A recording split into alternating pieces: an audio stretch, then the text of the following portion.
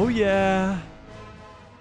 Oh, is it Thursday already? Star Wars fans, we got a lot to talk about today. Oh, yes, we do, as Disney has confirmed the release slate for 2024. Wow. It's official. We got 4 major Star Wars shows coming out in 2024. Andor has officially been delayed all the way until 2025. And we're going to talk about all of it today live, because we got some other stuff to talk about as well regarding the Acolyte, because that got some crazy updates. We got a lot of news to talk about today, so let's dive into all of it. What's up, guys? It's Mike, a guy who loves Star Wars. We kind of assumed that this would be what was coming out next year. We got Bad Batch, Acolyte, the Skeleton Crew, and Tales of the Jedi. We assumed that this was what was going to happen after we heard the news that Andor Season 2 would be delayed into 2025. Now it has been confirmed by Disney themselves. Now this is going to get very interesting as we read these 2 articles here, because this isn't the only thing that Disney announced when they announced these 4 projects. They announced some other tiny little details here. So we'll talk about all this in just a little bit. We also have to talk about some crazy stuff that's going on with Rebel Moon. Did any of you guys get to go out and watch Rebel Moon either in the movie theaters, or I believe it comes out on Netflix tonight, so you wouldn't have been able to do that. Anybody go and see Rebel Moon in the movies?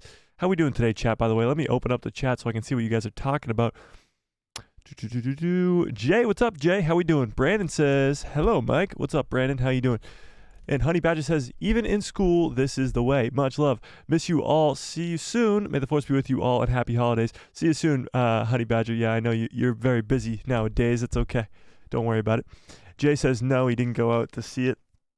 I feel like a lot of people didn't go out to see this movie. I haven't heard any box office reports or anything about how much money Rebel Moon is making, but it seems to be not that much. They are kind of going towards just waiting for it to be released onto Netflix, which is tonight. It releases onto Netflix tonight at 7 p.m., I think, Eastern Standard Time. I could be wrong, but I think it's 7 p.m. So if you want to watch Rebel Moon, which is supposed to be this next Star Wars movie, kind of, it's not in the Star Wars galaxy, but it is related, or not related to Star Wars, but it is based off of Star Wars pretty much. So Jay says, Mike, I am going to see new Aquaman movie tonight. Ooh. New Aquaman movie tonight. That sounds horrible. I am not looking forward to. I'm not looking forward to the Aquaman movie at all. Is anyone else gonna go watch the Aquaman movie? That sounds horrible. Chris says, I can't believe that all the Star Wars shows are coming out in 2024. How can they do production on every show in 2024 and produce it? I have a feeling that some of these shows are going to fail. Well, Chris, that's actually a really good question. Here's where it's not going to fail. 2 of the shows are animated, 2 of the shows are live action. So completely different people working on completely different little genres of television.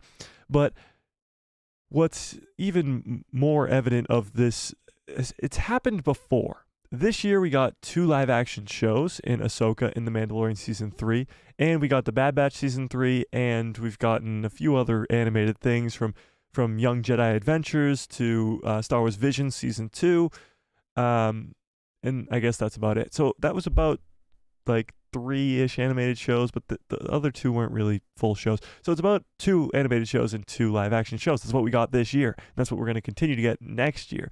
Even look back the year before, we got Tales of the Jedi Season 1, Kenobi, and Andor. And I guess that was it for that year, right? I think that's it for that year. But again, 3 shows, 2 live action, 1 animation. So it's been like this for a while now, where we've been getting 3 or 4 Star Wars shows, a few of them animated, a few of them live action. This is kind of the same scenario. And Chris, to your point of how are they going to produce all this at the same time? Well, Skeleton Crew is done. Skeleton Crew was filmed at the same time as Ahsoka, and it's been in post-production for a long, long time. So that show is complete, or at least for the most part, it's complete. The Acolyte also finished filming before the writers and actors strike, but it did film after Skeleton Crew, so it's a little bit more shaky on that. We do have some news today about the Acolyte getting some reshoots, which is also kind of interesting. So the Accolades being reworked right now, so that could mean we won't see it till later on in next year, so that's a whole nother thing. But there are different... I mean, Lucasfilm is a massive company with hundreds of, if not thousands of employees to work on certain projects. But when it comes to VFX, most of it is outsourced to different companies around Hollywood. So when you look at like Marvel, there's no Marvel VFX studios that are working on specifically just Marvel movies. They give it away to different studios around Hollywood that specifically primarily work on VFX to work on the projects, if that makes sense. So same with Lucasfilm, although Lucasfilm is a little bit different because they like to do some stuff in-house. They still do some outsourcing to VFX studios so that they're not doing all the work themselves. So there's a bunch of different people working on each individual project, but there's not the same team for each show. Like the Bad Batch Season 3 is not the same team that's working on The Acolyte. So there's plenty of people to produce very high quality content over the course of a year. Now, it's always different as according to each individual show. When you look at last year with the Kenobi show and Andor, it seems like night and day when it comes to the quality of content that we received, because Andor is just such a high quality, like visually it's stunning, and Kenobi's just not that.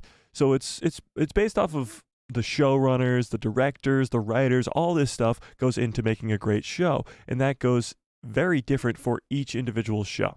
So to answer your question, Chris, I think they'll all be pretty good next year, but it all depends on who's working on each show that will give us the quality of the content. I think Acolyte is going to be really, really good because of the creatives they got on board, because the big name actors that they got on board. I think that'll be a good production. Leslie Headland is kind of the only one that makes me nervous about that show.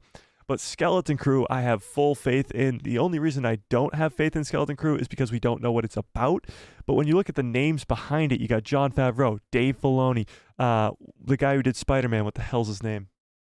Who directed the Tom Holland Spider-Man movies? Chat, help me out. Chat! Help me out. I can't think of his name for the life of me right now. I just can't do it. But he's involved, and it's just Jude Law is an incredible actor. To get that big name attached to that show is a great thing. And of course, The Bad Batch. The Bad Batch has coming off of a very successful second season and is going into its final season in the third season. And Tales of the Jedi is a shorter one, but it is coming off of an incredible first season as well. Yeah. Honey Badger says, much love, Mike. See you soon. Aquaman equals Amber Turd and got 3 out of 5 stars. And it was called Whimsical. Oh, really? Really? I'm not going to watch it. Hal, what's up? Hal says, or Hale? Hal? Greetings all. Hope everyone's enjoying winter. It is very cold here, and I am sick and tired of it. But you know what? I got my little heater on, and we're feeling good. Fearless, stop fearless. John Groom, how we doing? Chris says, and the Star Wars Tales of the Jedi Season 2 and Ahsoka Season 2, I heard that Star Wars Obi-Wan Kenobi Season 2 might happen. It's just a rumor, but I don't think we need a Season 2 of Kenobi, you're saying? Yeah, Kenobi Season 2, I think, is a weird one, because I don't think there's any story there. However, I think a Season 2 would be a lot better than the first season. I just don't think it's necessary at all. I agree, Chris. I don't think it's necessary. John Groom says, I really want Kenobi Season 2. But John, what would it be about? Like, we already saw the rematch, and Obi-Wan and Vader aren't supposed to come into contact again until A New Hope. Like, they're not supposed to just keep fighting and fighting and fighting. That's not what happens in between the original trilogy and the prequel trilogy. That's just not what happens. So, what would it be about? Yes, Fearless, it's almost Christmas time. It is almost Christmas time. We got one final big giveaway on Saturday, the last giveaway of the holiday season. That'll be very, very fun. So don't miss out on that Saturday stream. And if you are a member, which I know a lot of you are, you have instant access to that giveaway on Saturday. We saved the best for last. I'll give you that. Actually, this was probably one of my favorite things that we gave away this month, this advent calendar. And to Today is the 21st, so we're going to open up the 21st one right now live. Let's do it. Chris says, I heard that Star Wars Visions was rumored for a 2024/2025 release date. Or I heard that there was a rumor to do Acolyte Season 2, and Acolyte Season 1 wasn't even produced yet. In the act like Season 1 wasn't produced yet. By the way, we got Chewbacca. He's furry. What the hell? He actually has a furry feel to him, but he's holding the present. Cool. So, Acolyte is supposed to get a second season. I believe it's already been confirmed by Lucasfilm themselves that Acolyte will be a multi-seasoned show, which is even more exciting because Acolyte Season 1 is next year. But it is a little bit concerning that they would greenlight a second season for Acolyte before even watching the first, but they wouldn't greenlight a Ahsoka Season 2 before watching the first. So it is a little bit concerning, but I do hope that the Acolyte is really, really good. Yeah. John Groom says, I really want an Ahsoka and Obi-Wan reunion in Kenobi Season 2. It's the only way I can think that it will happen. Yeah, but that's just not enough to carry a whole show. You know, just Ahsoka and Obi-Wan just hanging out on Tatooine. Like, what would that even... Why? Raheem, what's up? Raheem says, hey, you, what's up? I'm doing good. How are you, Raheem? I'm doing good. All right, let's dive into this first article about all that Lucasfilm did actually confirm about the projects that are coming out next year. Let's do it. Let's do it. Oh, and by the way, smash a freaking like on this video. What the hell are we doing? What are we waiting for? Have you not liked this video yet? Like, what the fuck? Are you kidding me? Have you lost your mind? Are you kidding me? Have you not liked this stream yet? Jesus Christ. What do I gotta do around here to get a like on this goddamn stream? God damn. All right. Let's dive into this article. This is coming from Star Wars Newsnet. We read a lot of their articles around here. They're pretty damn good when it comes to this Star Wars news. So, update. The Bad Batch Season 3 and Tales of the Jedi Season 2 confirmed for 2024. Along with the Acolyte and Skeleton Crew, and of course, Andor Season 2 has been moved to 2025. If you guys watched my video on it that I released, I believe, Tuesday. I released it Tuesday. If you haven't watched that, go watch it immediately. It's a great video. But Acolyte has been pushed to 2025 officially. Okay?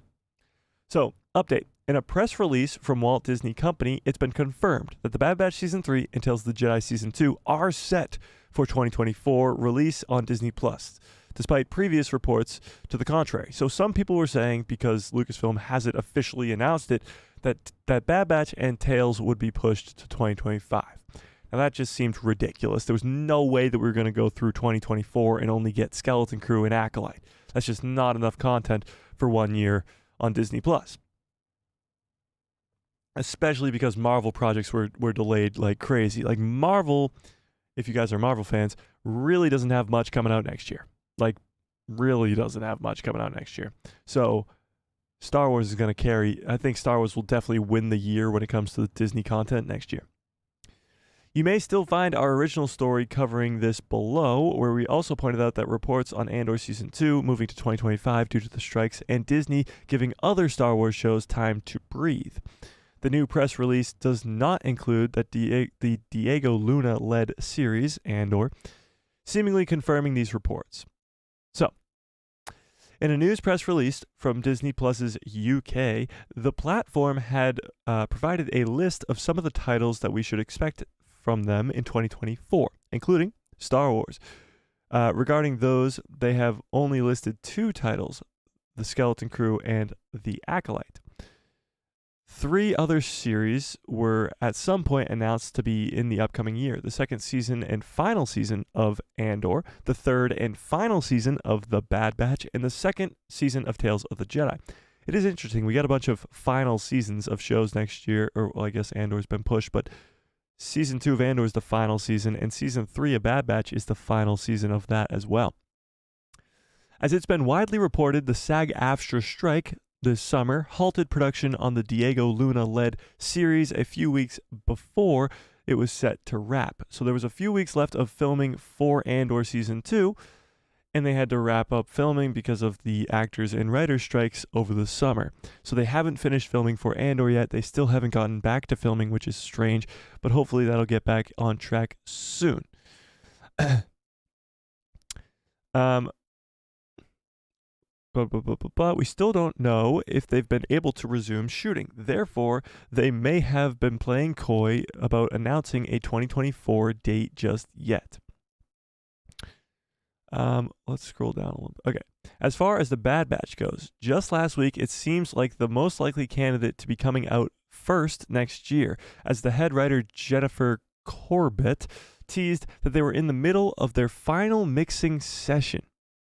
This is pretty interesting. So we've been talking about Skeleton Crew and how that was supposed to be the first thing that gets released next year. That might not be the case. We might be getting the Bad Batch Season 3 first. Now, the Bad Batch Season 2 came out at the beginning of this year. I believe in like February is when it started, right? So the Bad Batch Season 2 started this year, and the third season is going to come out only a year later. That's pretty close together.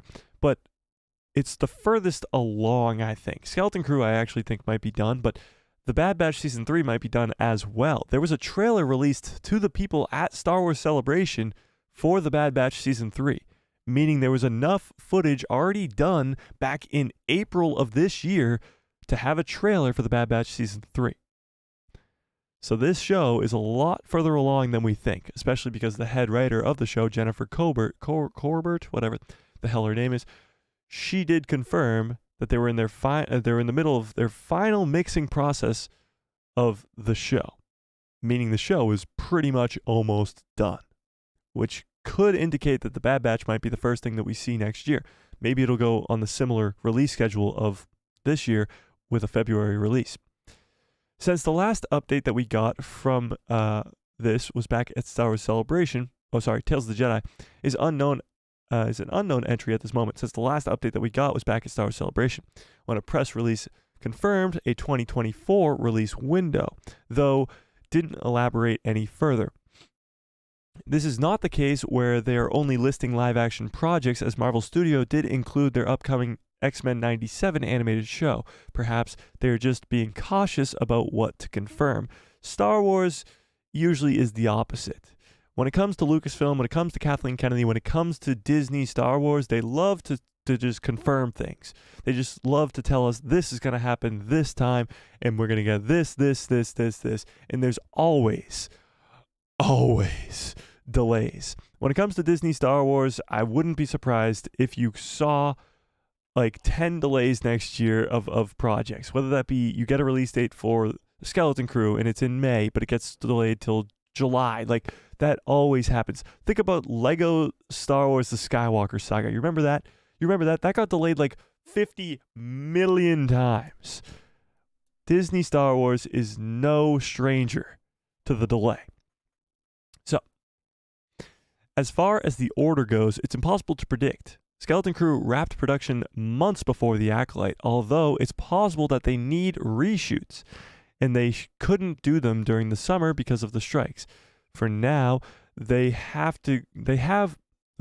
for now, all we have are their log lines, which have already been announced. But if you missed them before, here they are. So this is what was announced a few weeks ago. The Acolyte is a mysterious thriller that will take viewers into a galaxy of shadowy secrets and emerging dark side powers. In the final days of the High Republic era, a former Padawan reunites with her Jedi Master to investigate a series of crimes, but the forces they confront are more sinister than they ever anticipated. So Skeleton Crew is going to be the first ever Sith-centered show, but from this description, it kind of seems like, how do you involve the Sith when the Sith aren't supposed to be around for 1,000 years? Seems like everybody who comes into contact with them has to die. Now, it says a former Padawan reunites with her Jedi Master. Does that mean she left the Order? There's a lot of mystery that we still don't know about the Acolyte, but we do know that it's a Sith-centered show. Speaking of not knowing anything about a show, Skeleton Crew. Skeleton Crew tells the story of 4 kids who find themselves lost in the vastness of the galaxy trying to find their way home. We really don't know close to anything about this show at all. All we know is it's 4 kids, and Jude Law is going to be a Jedi Force user type character in the show. That's it. We know where it takes place. It's in the Mando time period after Ahsoka, but we don't know anything about it except for those things. 4 kids in the main cast. One of them's a Max Rebo elephant, blue elephant, and Jude Law's in it. That's it. How it's going to connect to Thrawn and Ahsoka and the Mandalorian, I don't know. But the Dave Filoni movie is supposed to involve these Skeleton Crew characters. Hopefully we'll get some more news in about a month or whatever. Okay, so this guy doesn't talk about the latest and greatest, but this next article does too. So let's just sit on this for a second. First of all, let's start up a poll in this chat. Let's start up a poll in this chat, and then I'll read all your chats. Don't worry about it. Which 2024 show are you most excited for? So we got Skeleton Crew. We got The Acolyte. We got Bad Batch Season 3. And we got Tales of the Jedi Season 2. Hopefully Tales of the Jedi Season 2 is the second season of many, many seasons. But you tell me what you think. What are you most excited for when it comes to 2024 shows? And let me scroll up so I can catch up on these chats. Hale says, what if, now hear me out, what if Disney add a new scene at the end of episode 9? In this scene, we see Luke post episode 6 and wakes up from a bad dream.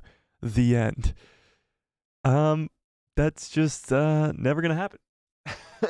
That would just never happen because the sequel trilogy makes them too much money. And one of the next Star Wars movies we're going to receive is an extension of that sequel trilogy.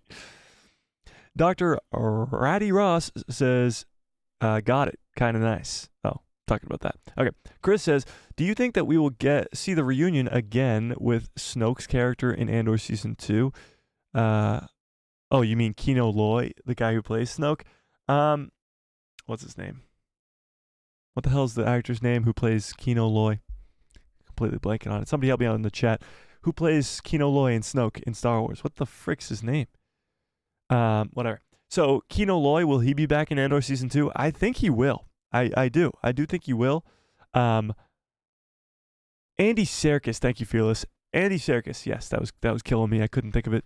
Andy Serkis, I think he will be back in Season 2. I know he couldn't swim. I know he was stuck on the prison, but I do think he survived that scene.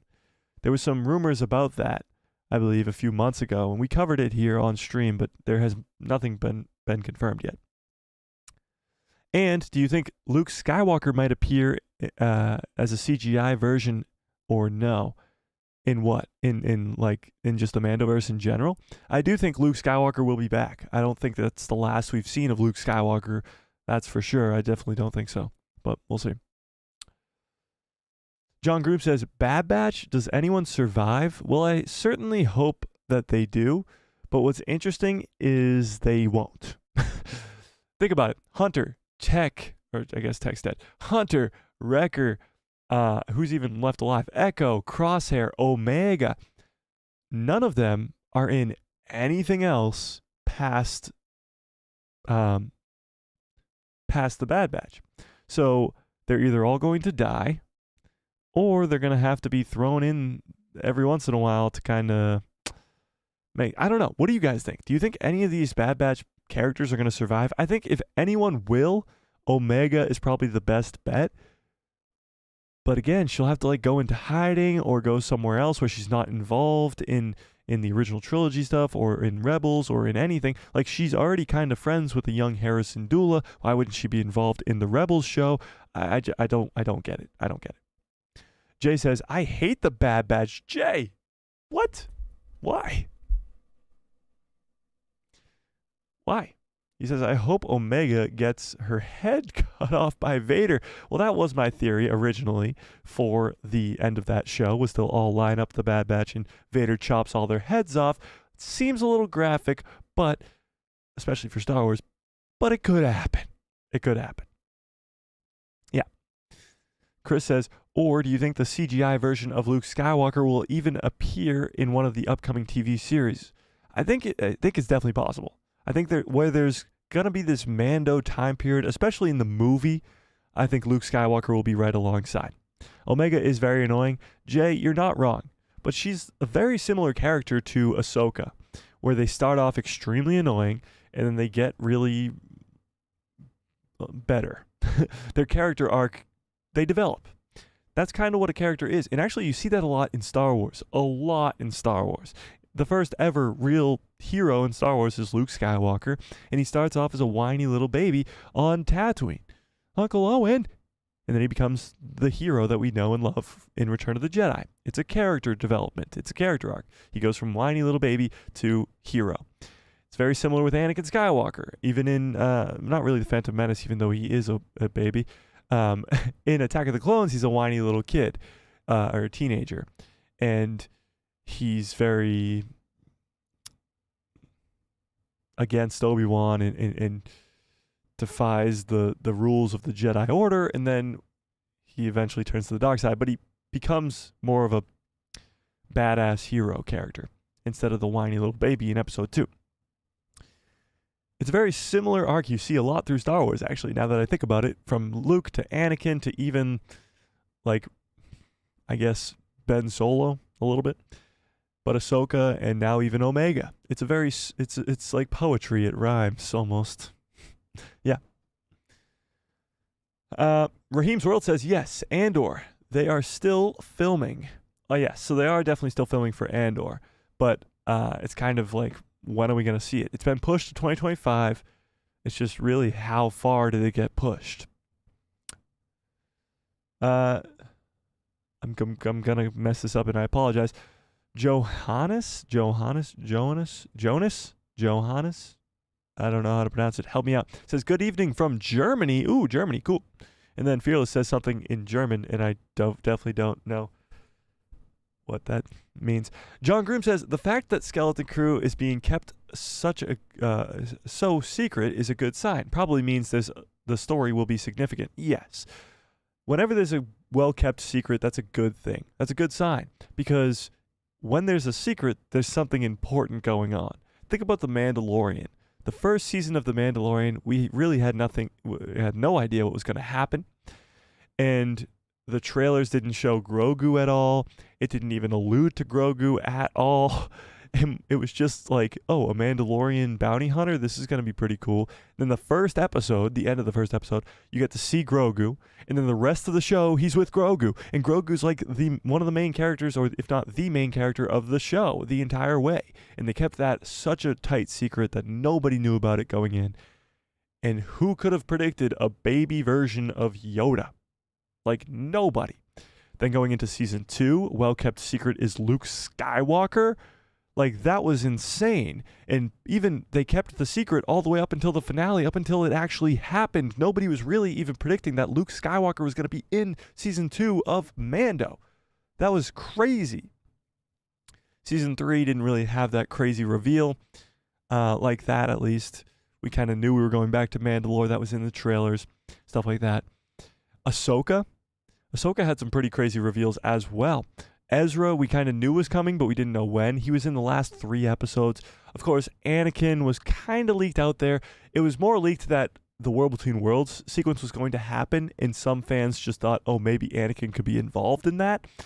We didn't realize that we were going to get one of the greatest episodes of Star Wars ever in Episode 5 with Anakin and Ahsoka in the World Between Worlds. So they're very good, Lucasfilm that is, at one thing, and that's keeping a secret.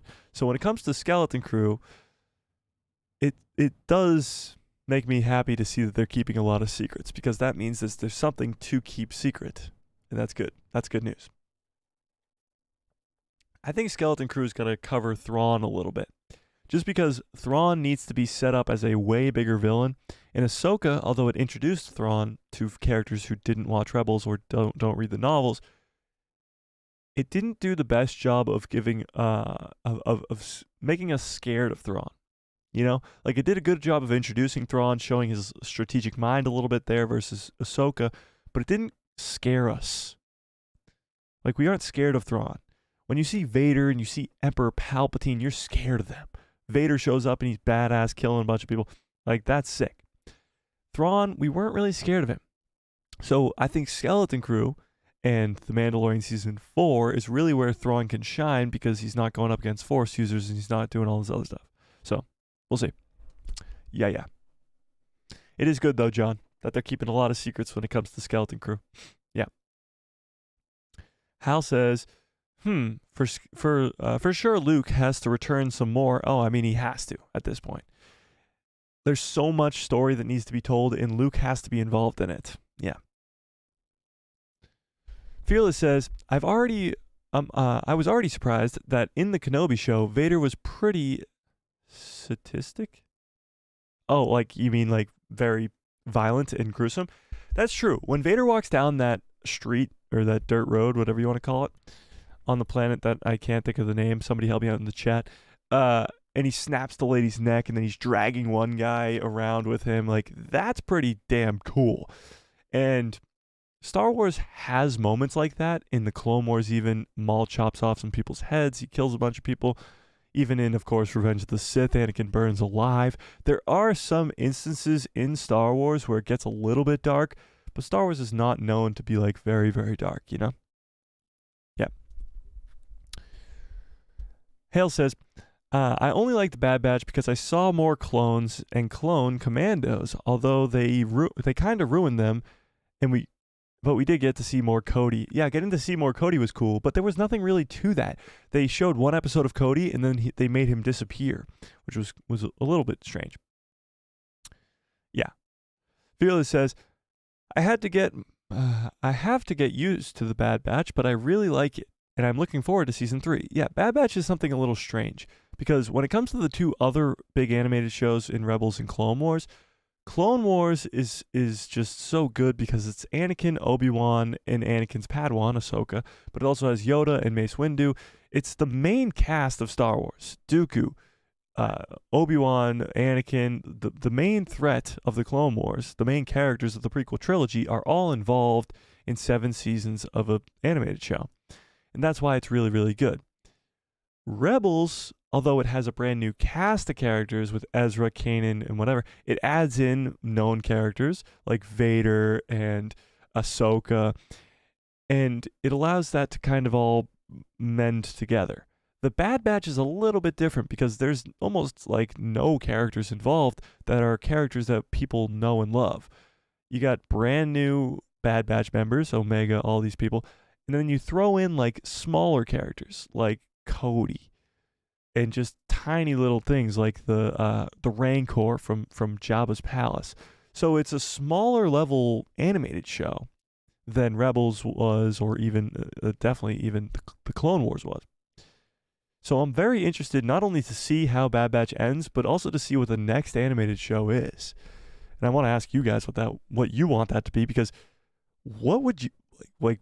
Where are you going to go from here for animated shows? What is the next Star Wars animated show? Because they're not just going to go no animation. That's just not going to happen.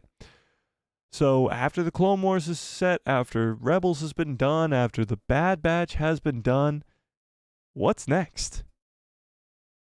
I mean, I think the only option in my own head, at least as far as I can think of, would either be, I guess there's two options, would either be the Luke Skywalker Jedi Temple show, which would involve not having to CGI Luke 24/7 and cost so much money. You'd also be able to involve Luke, Leia, and Han, a young Ben Solo without having to CGI Adam Driver. I think it's a no-brainer, honestly, to do that. It would fill the gap in between the original trilogy and the sequels a little bit better. I think it's a no-brainer. The other option would be to go before the prequel trilogy and give us something in the High Republic with High Republic characters. But that would be a little harder because not a lot of fans know about those characters.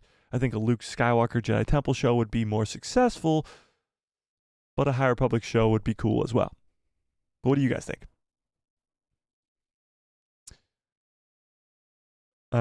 Chris says, who do you think the villain will be in the Rey movie in 2027? Well, it might come out in 2026. Do you think the Force Ghosts will return? Do I think like Force Ghost I'm sorry, not Anakin. Force Ghost Luke will return? Probably. Maybe just for a scene or two, but I don't think he'll be in the whole movie. Who will be the villain of the Rey movie? I certainly hope that it's Abeloth, because I can't see another worthy threat that will like make this all worth it. You know, if the Sith just come back after Palpatine, after that whole thing with Palpatine, just 15 years later, the Sith just kind of return, that would be kind of lame. I think Abeloth would be the perfect bet, for sure. Chris follows up and says, and who do you think will be the villain of the Skeleton Crew show? I don't know. I'm hoping it's Thrawn, but I don't think he'll be like the direct villain. I feel like he'll be like an indirect villain. I think pirates will probably play a part as a villain. I don't know if they'll be like a direct villain of that show. I think it'll more just be an action adventure stuff where they come into like it'll be more like Rebels.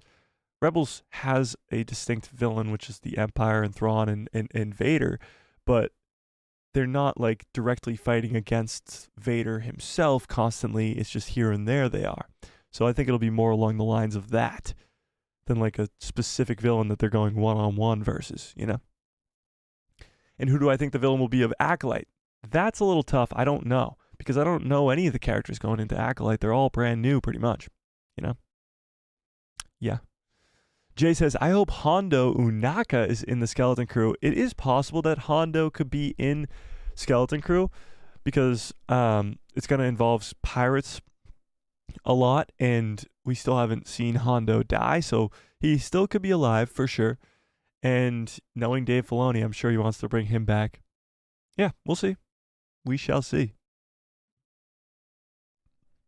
Fearless says, I specifically mean the scene where he dragged Obi-Wan into the fire and made him feel what he did to him on Mustafar. Tell me that was heavy stuff and very dark for Disney. That was very dark for Disney, but so wasn't when Vader snapped people's necks and dragged him across the street, you know? Kenobi has some dark scenes. For sure, it has some dark scenes. Has some goofier scenes with young Leia and stuff like that, but it does have some dark scenes. I mean, dragging Obi-Wan across the flames, that's dark. That's really dark. Yeah. John Groom says, think we mentioned before that if Rey and Ahsoka both start a Jedi Order, we could have one of them turn to the dark side. Yeah, I think we did mention that before. If Ahsoka starts her own Jedi Temple with Sabine and Ezra and all these other Jedi that she's working with, Jason Syndulla, and then Rey starts her own Jedi Temple, and maybe Rey's Jedi Temple goes more towards the dark side because she is a Palpatine. Maybe they could have some Civil War type stuff when it comes to the Jedi there. Yeah. Cappy, what's up, Cappy? Says, Rot of the Hutt series. Now you're speaking my language. Fearless says, I also think that the Rey movie has something to do with the Ahsoka show. The villain Abeloth, presumably, could be the same, but it's set so far in the future. Yeah, it is set very far past the Ahsoka show, but Abeloth is like pretty much a Mortis god, so she can live forever at this point. Yeah.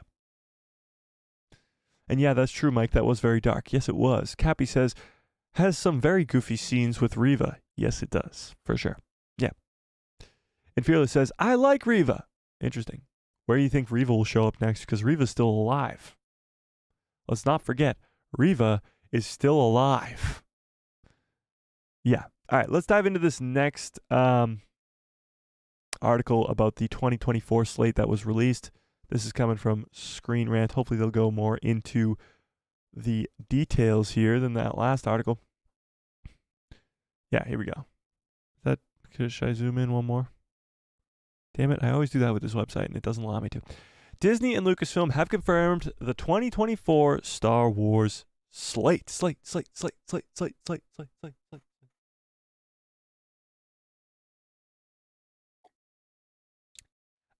Okay. Sadly, confirming reports of a delay of Andor Season 2. So if you guys were really, really excited to see Andor Season 2 next year, it's not happening. Star Wars has been a mainstay on Disney Plus since the streaming service launched, with The Mandalorian Season 1 premiere releasing on launch date. Surprisingly, though, it's been months since Lucasfilm gave any firm details about an upcoming 2024 slate. Ahsoka's ending came out on October 3rd, and yet no concrete announcements have been made. October 3rd. We're December 21st right now, ladies and gentlemen. Crazy. Star Wars Kata, what's up? How you doing? And I guess goodbye as well. It's been over 2 months, give or take 2.5 months, and nothing really has been confirmed by Lucasfilm themselves. However, Lucasfilm has now confirmed that 2024 slate of Star Wars Disney Plus TV shows, although no concrete dates have been announced, they are The Acolyte, set at the tail end of the High Republic, revealing a Sith operating in the shadows, which is a little bit weird because the Sith aren't supposed to be around for 1,000 years, but The Bad Batch Season 3, the final season of the animated Clone Wars spin-off continuing the adventure of Clone Force 99, The Skeleton Crew, an exciting TV show to which a group of children from a Earth-like planet find themselves wandering through the Star Wars galaxy, and Tales of the Jedi Season 2, a second season of the animated shorts. Sadly, this list also confirms the rumors that Andor Season 2 has been pushed back, presumably to 2025. So, this is the release.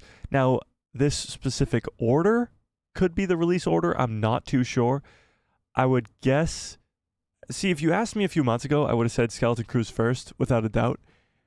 But now there seems to be more and more reports that Skeleton Crew might need some reshoots, and it might be pushed back to late next year, like possibly even October or November of next year, which would suck, but I mean, it might happen. So maybe this is the order right here. It could go Skeleton Crew, then Bad Batch, then... not Skeleton Crew. Acolyte, then Bad Batch, then Skeleton Crew, then Tales. And I wouldn't be opposed to this. It would go live action, animated, which would make the most sense. But I would not be too surprised to see Bad Batch Season 3 come out first. I mean, what do you guys think will come out first next year? I think it's probably most likely Bad Batch or Acolyte at this point. Just because Skeleton Crew's been rumored to be delayed by so many different people, I think it will be delayed at least until later in the second half of next year. So I think it's probably Acolyte or Bad Batch. And if I was a betting man, I would probably say Bad Batch, but this list indicates the Acolyte. Yeah. And John Groom says, I thought the Skeleton Crew was based on Peridia. No. So that was a rumor like about 6 months ago, I'd guess, or probably even longer, or maybe not even 6 months ago. I actually don't know when that rumor was. Maybe a few months. I'm not. Time is an enigma. No. So that was a rumor at one point that the Skeleton Crew was supposed to be based in this new galaxy that Ahsoka brings us to, but that's not the case anymore. This will be the OG Star Wars galaxy, and these 4 kids will be on a Earth-like planet, and they'll get stranded somehow. I believe they like find something on their home world that sends them off into an adventure. So, not too sure, but it is supposed to be in the original Star Wars galaxy, not in the new one that we see in Ahsoka. Yeah. So why Lucasfilm delayed Andor Season 2? Andor Season 1 released to popular and critical acclaim. The production of Season 2 was almost complete when it was disrupted by the actors and writers' strikes.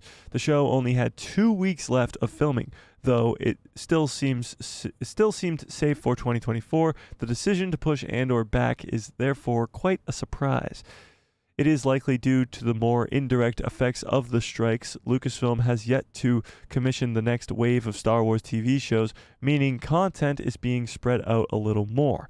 That's true too. So after all this, after Skeleton Crew, Acolyte, Andor, Bad Batch, Tales, and Mando Season 4, after those projects, we don't know what's coming. We can assume Acolyte Season 2, but Andor's ending. Bad Batch is ending. Mando's going into the movie theaters. Maybe Ahsoka Season 2, that remains to be seen. So what's next for Star Wars? What's the next show? Where are we going from here? What's the newest and greatest? We didn't get a D23 this year. We're not getting a Star Wars Celebration next year. So the next slate of Star Wars projects could be, who knows? We don't really know what it could be and what it could even be about or where it could even take place. Is it going to be another show in the Mandoverse? Is it going to be a show post sequels? Is it going to be a show in the High Republic, the Old Republic, or even the Dawn of the Jedi? We don't know. We really don't. So that probably won't be announced until, I'd guess, end of next year, if not 2025's celebration, which is in April, I believe, of 2025. So it could be a while until we hear about the next slate of Star Wars projects. Looking beyond Andor Season 2, 2025 is expected to be the release of The Mandalorian Season 4 as well. Although there has been persistent rumors that Ahsoka Season 2, nothing has officially been announced yet. Presumably, Lucasfilm and Disney are spreading Star Wars releases a little thinner to give them time to carefully decision-making and production. That makes sense. You want a better produced show so that it's not being rushed. That makes perfect sense. And 4 shows in a year is definitely enough, especially when you fast forward to 2026 when we will be getting 2 movies that year. 2 movies in 2026 from Star Wars. So I'd guess you'll probably only see 1, if not 1 or 2 shows at most, I would guess. Because they don't want to oversaturate the market as well. Look at what happened with Marvel. Marvel was releasing 3 movies a year and like 4 Disney Plus shows, and it was way too much. So if Star Wars gets to the point where it's 1 movie a year or 1 movie every other year, and then 2 or 3 Disney Plus shows, oh, how perfect would that be? That would be amazing. Yeah. So this is the release schedule for 2024. Acolyte, Bad Batch, Skeleton Crew, and Tales. Not in that specific order, but those 4 will be coming out in 2024. Now let's see what you guys are saying. Right now, Acolyte is in the lead with 56% of you guys most excited for that show. Second up is Skeleton Crew with 22%, and then the other 2 are tied at 11 each. Interesting. That is actually very interesting because, honestly, Acolyte is probably my most anticipated, but I'm excited for Skeleton Crew. I really am. If it was the first thing coming out next year, if we knew that for sure, it would probably be at the top of my list. But now that we know it's probably going to be delayed, I don't know. We'll see. Chris says, I hope that they have Darth Plagueis appear in Acolyte Season 1 or 2. My thoughts? I would love to see Darth Plagueis. I would absolutely love to see Darth Plagueis in the Acolyte. It's a hard thing to do, though. Giving us Sith and Jedi sounds amazing. But in this time period that the Acolyte takes place, makes it a hard thing to accomplish. Because, as Mace Windu said in The Phantom Menace, it's been 1,000 years since we've seen the last Sith. 1,000 years. And this show only takes place 100 years before the prequels. So there should be no Sith around. And if there are, well, we know that there are because of the rule of 2 and because we know Plagueis is around. There are, but they're staying hidden from the Jedi. But the Jedi are the ones being the detectives in this show, so how are they not going to come into contact? Like, is there just no conflict in this show? There has to be a conflict of some sort in this show. So how does that happen without the Jedi knowing of the existence of the Sith? Unless the Jedi are really that corrupt and they know about the Sith and they just keep it a secret, that could be kind of crazy. I wonder if we'll see Yoda in this show. Like, Acolyte has a bunch of question marks around it, and it makes me excited for Acolyte, but I just don't know what to expect. John Groom says, I thought Skeleton Crew was based on Peridia. We talked about that. Jay says, why isn't Skeleton Crew coming out first? Wasn't it supposed to come out this year? Yeah, Jay. It was supposed to come out right now. Like, we were supposed to be watching Skeleton Crew right now. What a way to end the year that would have been. But sadly, that's not the case. It did get delayed. Now, I don't know why it got delayed so far. Maybe they really, really need reshoots. I don't know. Yeah, I still can't wrap my head around that one. I just can't. Skeleton Crew filmed at the same exact time as Ahsoka. We watched Ahsoka over 2 months ago. It should be done. It should be done right now, and we should be watching it within the next couple months, but that's not the case, it seems like. I don't know. I could not tell you, Jay. I could not tell you. That one is an enigma. Definitely. For sure. Fearless says, I still have hope for Andor Season 2 that it will drop in 2025. Oh, I definitely think it'll drop in 2025. Yeah, it would not get delayed until 2026. That would be a drastic delay. That would just make no sense to me at all. No, it would not. No. That would make absolutely no sense. I don't see it happening at all. No, I do not. All right, let's switch gears a little bit here to a Star Wars video game that many of us haven't heard in a long time. Do you guys remember? Give me a 1 into the chat if you do. Star Wars Eclipse.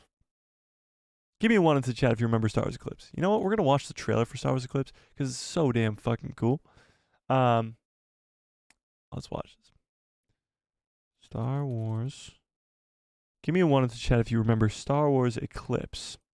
This Star Wars Eclipse trailer dropped 2 years ago. 2 years ago. And they dropped it. It was like, remember this banger? And then, thanks, Fearless. I appreciate that. John, yeah. John knows what to do. Fearless, breaking the law. This trailer dropped 2 years ago. I remember because I had just started the channel recently, and I wasn't really producing consistent content. And I remember this trailer dropped, and I dropped everything to go make a breakdown video because it's so damn cool. So damn cool. So let's watch this trailer. And also give me a 1 into the chat. Just give me a bunch of 1s into the chat if you not only remember this trailer, but also have seen this trailer. Or remember the game, but also have seen this trailer. It's got 20 million views on Star Wars' official account here. Let's go full screen. Let's make sure the volume's up. So when we watched the Rebel Moon trailer on when did we watch that? On Saturday. We watched the Rebel Moon trailer on Saturday. You guys, okay. When we watched the Rebel Moon trailer on Saturday, the stream got demonetized and fucking Netflix took us down, and now it gave me a sour taste in my mouth, honestly. I was excited for Rebel Moon. Then they wanted to go and attack my stream, and I was like, all right, you know what? Fuck this movie. I'm going to give it a 9 out of 100 on Rotten Tomatoes. No, just kidding. I still am looking forward to that movie. But it was a bummer because that doesn't usually happen here. So we're going to be more cautious when it comes to watching trailers. But fuck it. We're watching this trailer. Okay? So this is Star Wars Eclipse. This is from 2 years ago because we finally got some updates about this freaking game. But let's just remember how incredible this trailer really was.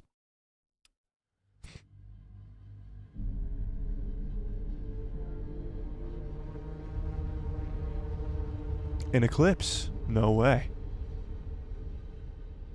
Just like the quality of this trailer. I mean, they just dropped this and then for 2 years didn't say a single word. Lucasfilm Games.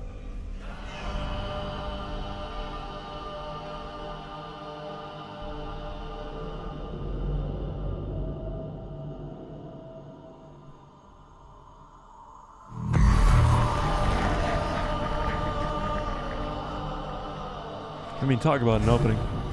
So I just remember that this was in a conversation for a long time, whether this was like Naboo or something, and there's a reasoning for that later, but this is an interesting looking planet. Because this, oh, by the way, this Eclipse was supposed to take place in the High Republic as well. So this was supposed to be a High Republic game, or is supposed to be a High Republic game. So this is before the prequel trilogy.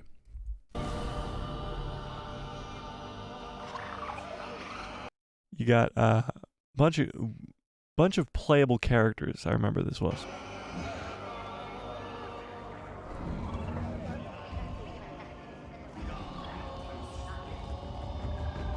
Cad Bane looking guy.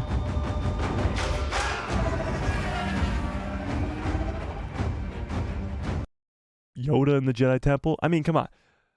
First of all, this looks like a movie, a trailer for a movie. Like, I remember when this trailer dropped, a lot of people were like, is that a movie or a game?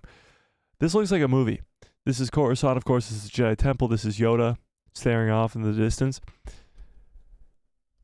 Wow.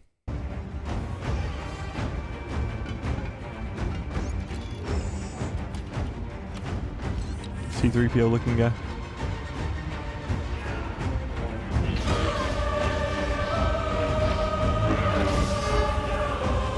Actually, I believe this is a character from the High Republic right here with the green lightsaber.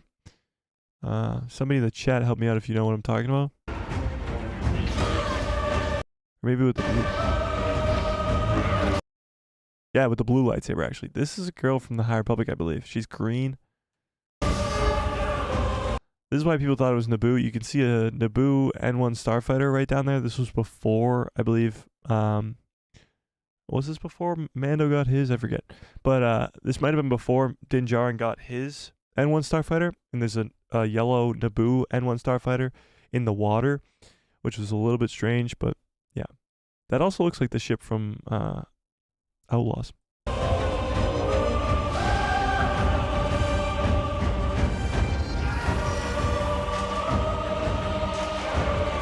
Is that new Gunray? Okay. First of all, this I need. It's a curved saber hilt, just like fucking Count Dooku's, but it's a yellow lightsaber. And the design just looks sick.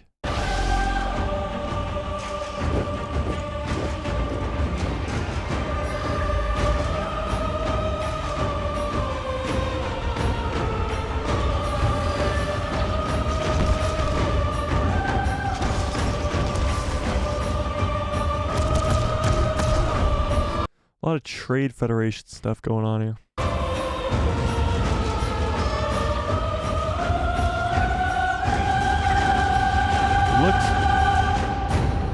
Looks like a freaking movie. And we don't even know who these guys are. They were just playing the drums the entire time. It looks like Voldemort.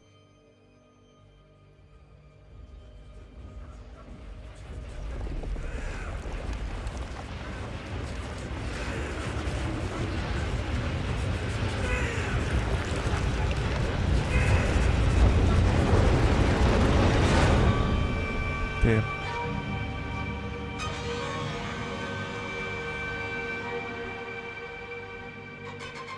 So they literally just dropped this trailer. Quantic Dream, that's who it was. Is that it? Yeah. So they literally just dropped this trailer. This cool, badass trailer that looks like a freaking movie. It looks like a movie. And then they were like, we're going to head out for about 2 years. 2 years. Now, we finally received a little bit of updates about this game. We're going to talk about it, this article we're going to read. But this game, I remember, it literally like broke everything. Every Star Wars fan was talking about it. Every Star Wars fan was hyped up about it. It takes place in the High Republic. This made people excited for the High Republic. We got to see Yoda in the Jedi Temple. We got to see these weird Voldemort-looking guys playing the drums, summoning some character out of the goop.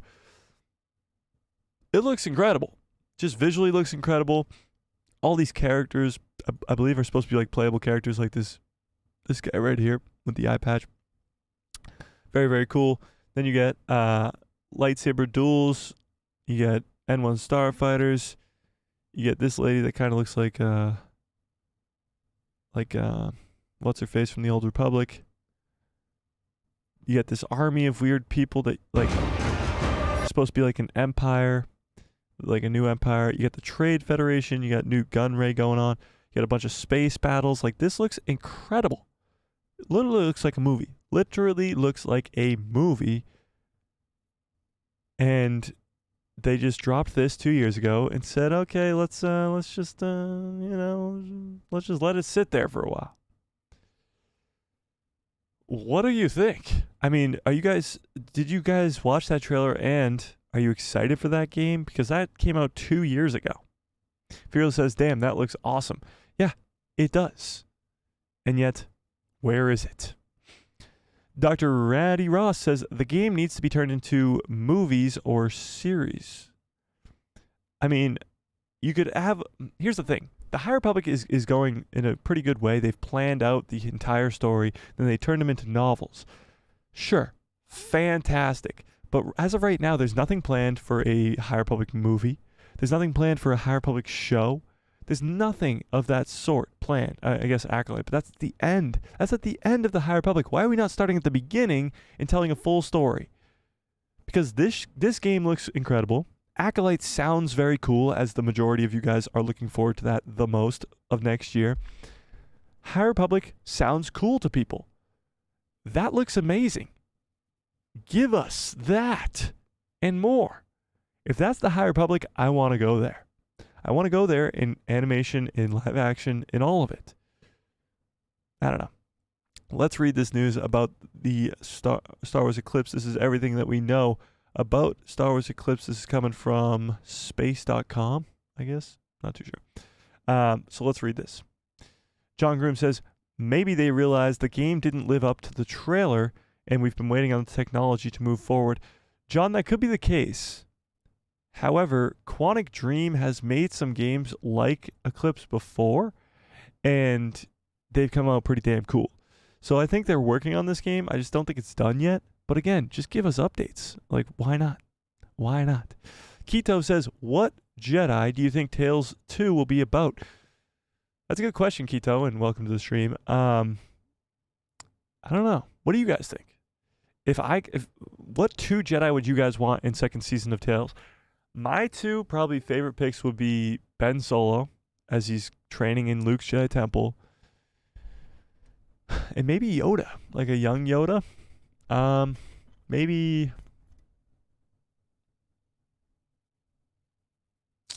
I don't know. What do you guys think? But let's read this. While you guys put that into the chat, let me read this. Read this for now. Balin Skull. Yeah, that's a good one too. I didn't think of that. On the horizon is Star Wars Eclipse, Quantic Dream's ambitious take on an action-adventure Star Wars game with branching narratives. That's another thing. I believe this game was every action that you do causes for a different outcome of the game. It's one of those kind of games, you know? This is thanks to the Lucasfilm Games extending the development of new Star Wars video games to publishers and studios beyond EA.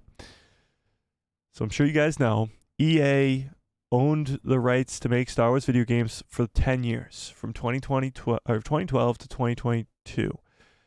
And since then, finally, we've been able to get more Star Wars games, and that's why this game was announced, Star Wars Outlaws was announced, the remake of KOTOR was announced, and all that stuff, because EA is not the only one who can make Star Wars games.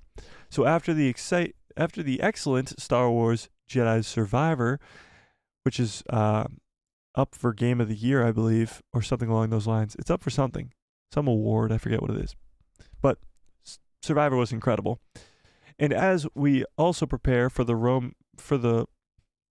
a romp through the galaxy's colorful criminal underworld with Ubisoft's massive Star Wars Outlaws, which comes out next year, we are being treated to another rich space adventure.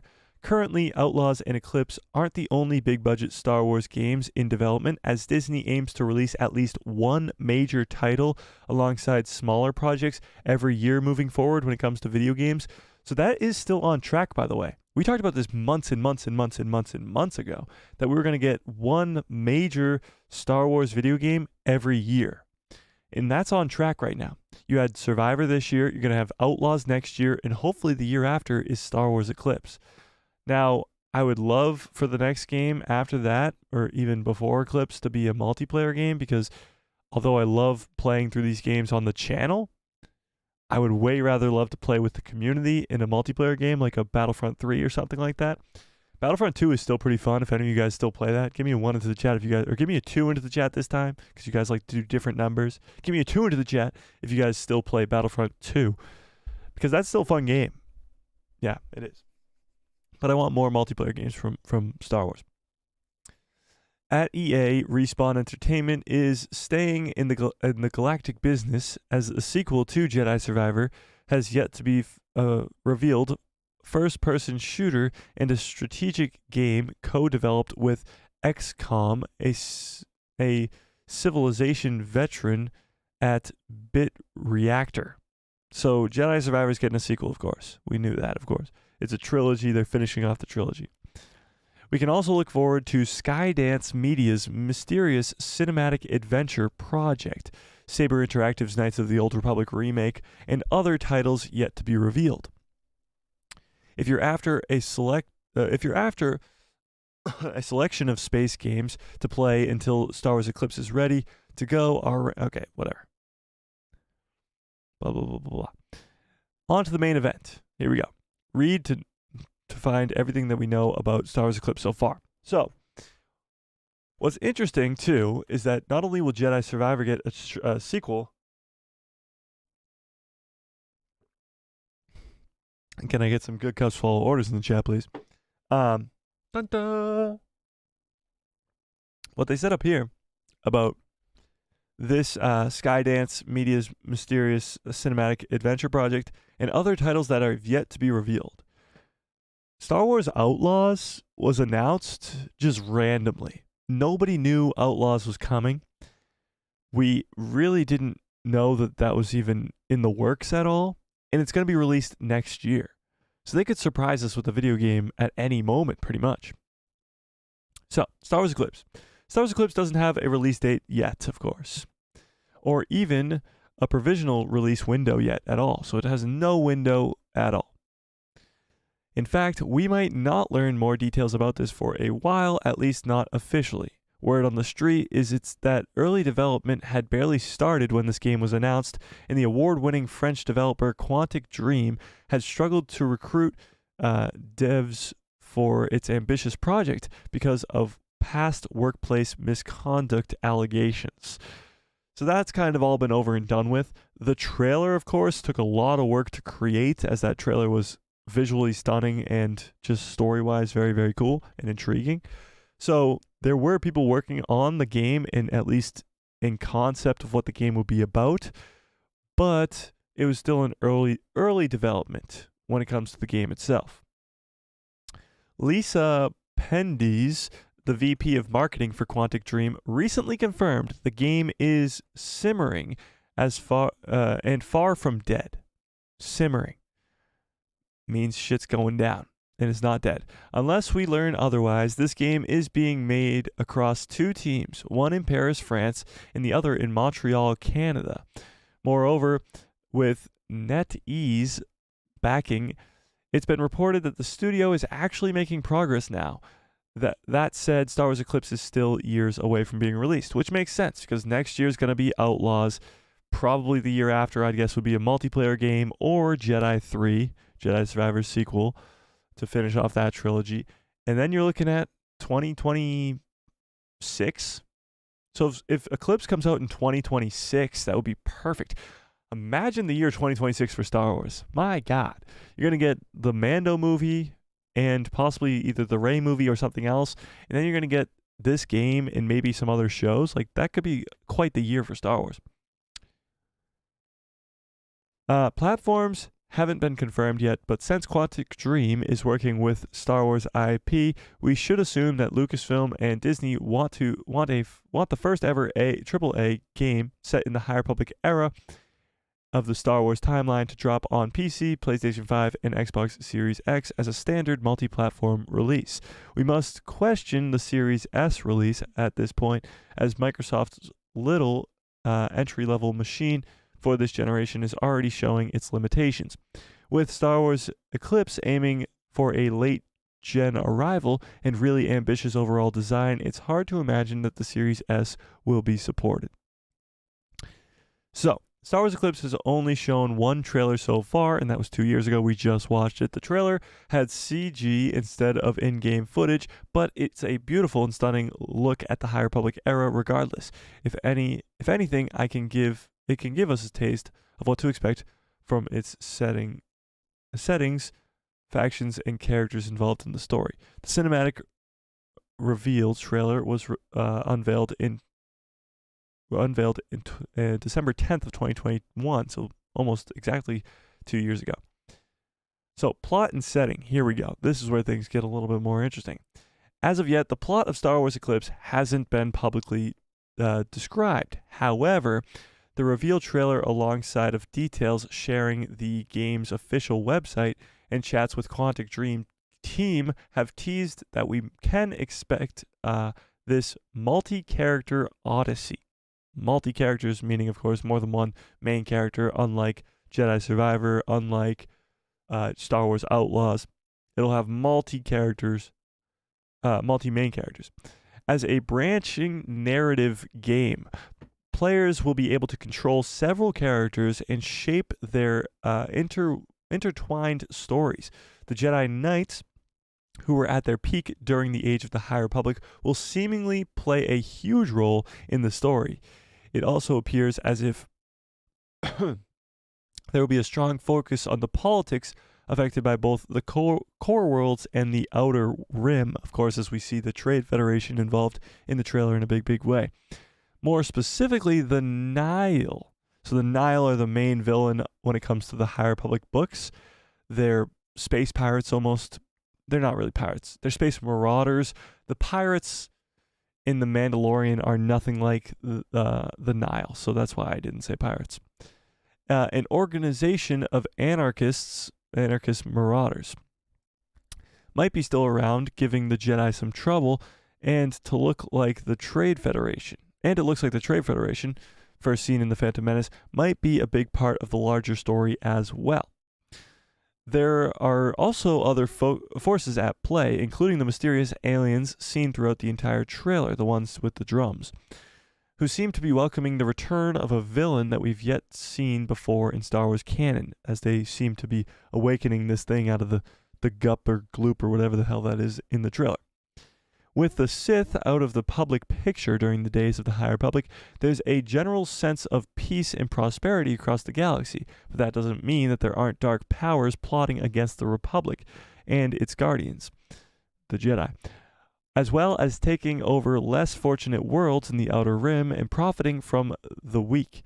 With the comics, books, and TV shows slowly fleshing out the centuries-long period, the High Republic, there's also plenty of space for video games to leave their mark in this epic Star Wars canon, because the High Republic is still a very, very big area of Star Wars content. I believe it's about 500 years that has yet to be explored. Star Wars Eclipse has been described as an action-adventure game, first and foremost, but the devs, I don't know, at Quantic Game hope to infuse it with a flexible narrative systems. They're known for Heavy Rain, Detroit Becomes Human, which is an incredible game. Of course, there's a big difference between making a strictly cinematic, choice-based game and open-world adventures. So that's one of the main hurdles to overcome, especially in a studio as if the studio maintains the idea of using their own tech to develop the behemoth. So they like to use their own tech over at Quantic Dream, but if you want to make such a big game, you're probably going to have to outsource some stuff. At one point, there was even talks of a potential online component, something even more distant from Quantic Dream's past work, because they usually make these campaign games in a multiplayer or online component of this game would make it even more confusing. However, all the official material seems to focus on selling it as a single-player experience that adapts a distinct playstyle and decision-making. In fact, the company's VP of marketing also shared that the game's being designed as a game-over-less experience. What? Therefore, no game over. Anyone can die, anything can happen, and the story sort of just continues. Interesting. That's kind of crazy. It'll be interesting to see how and if the studio can merge its signature narrative design with a action-adventure title such as such a massive scope. That's actually kind of crazy. There is no game over. Anyone can die, anything can happen, and the story just sort of keeps on going. That's kind of crazy. So Star Wars Eclipse sounds incredible. That trailer that was released 2 years ago looks incredible.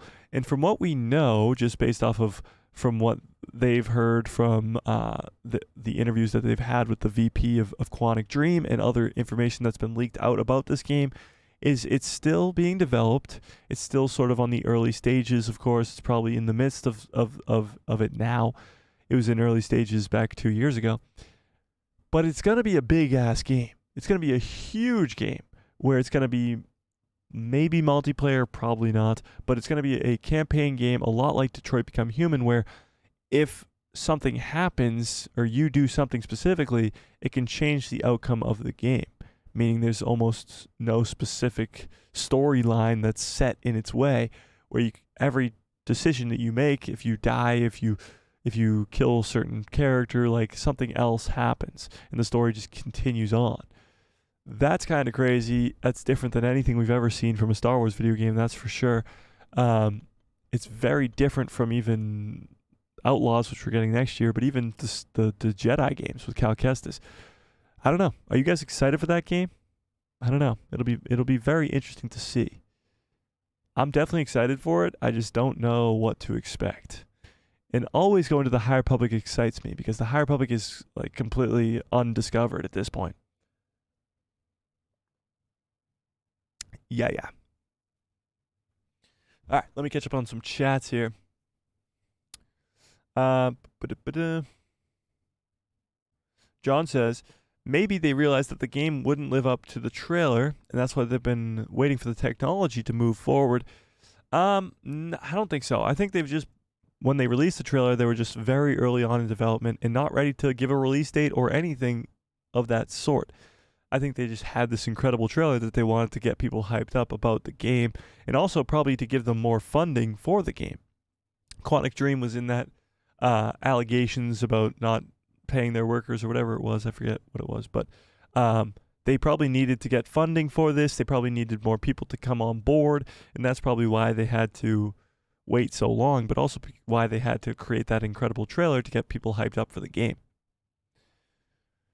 Keto says, what Jedi do you think Tales of the Jedi Season 2 will be about? Let's see what you guys said about that, actually. Keto said Balin's skull for sure.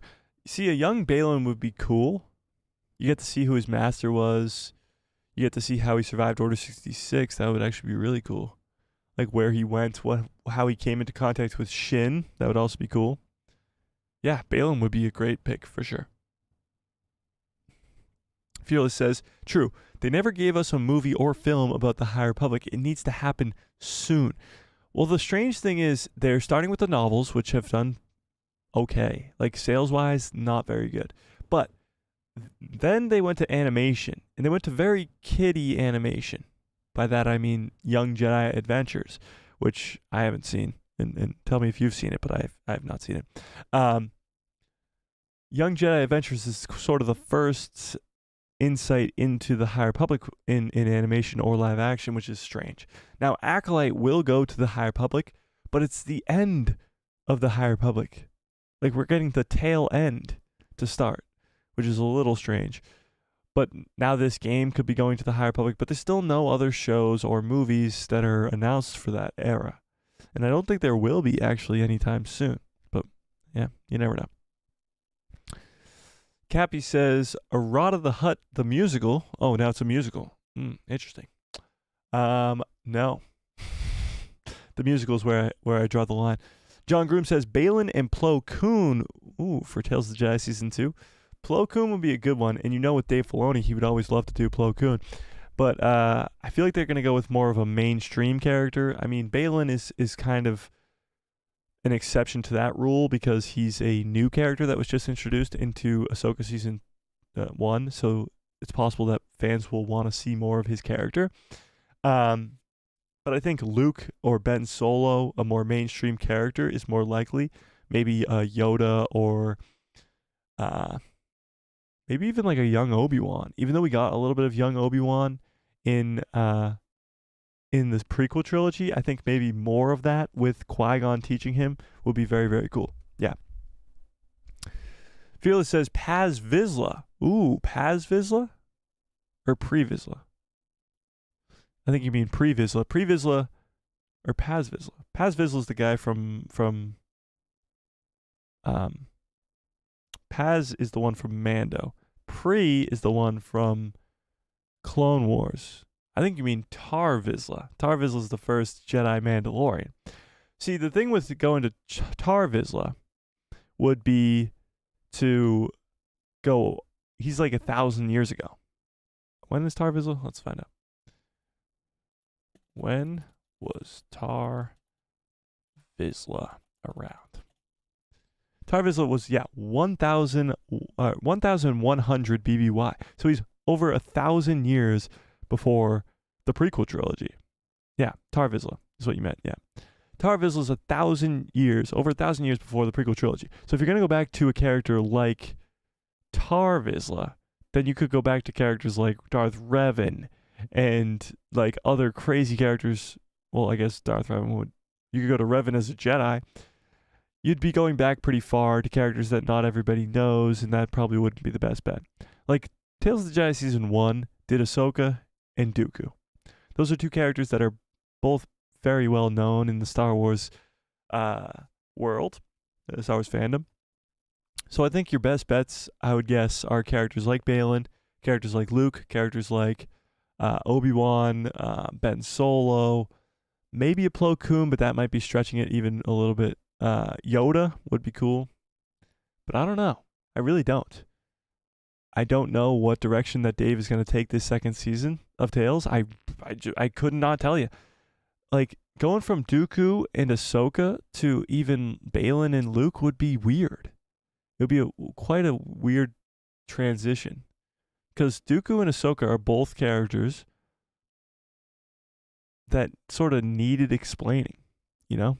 Ben Solo would be cool. Yeah, Ben Solo is somebody who needs explaining. I don't think like Yoda does. I don't think maybe even Obi-Wan does. I really don't. Oh, what if it's about... Okay, so Tales for Ahsoka did something interesting. It showed where she went after Order 66. She went to Padme's funeral, then she fought against an Inquisitor. With Dooku, it showed what happened before he turned to the dark side and what led him to the dark side. So it took two questions about different characters, like why did Dooku turn to the dark side, and it showed us that.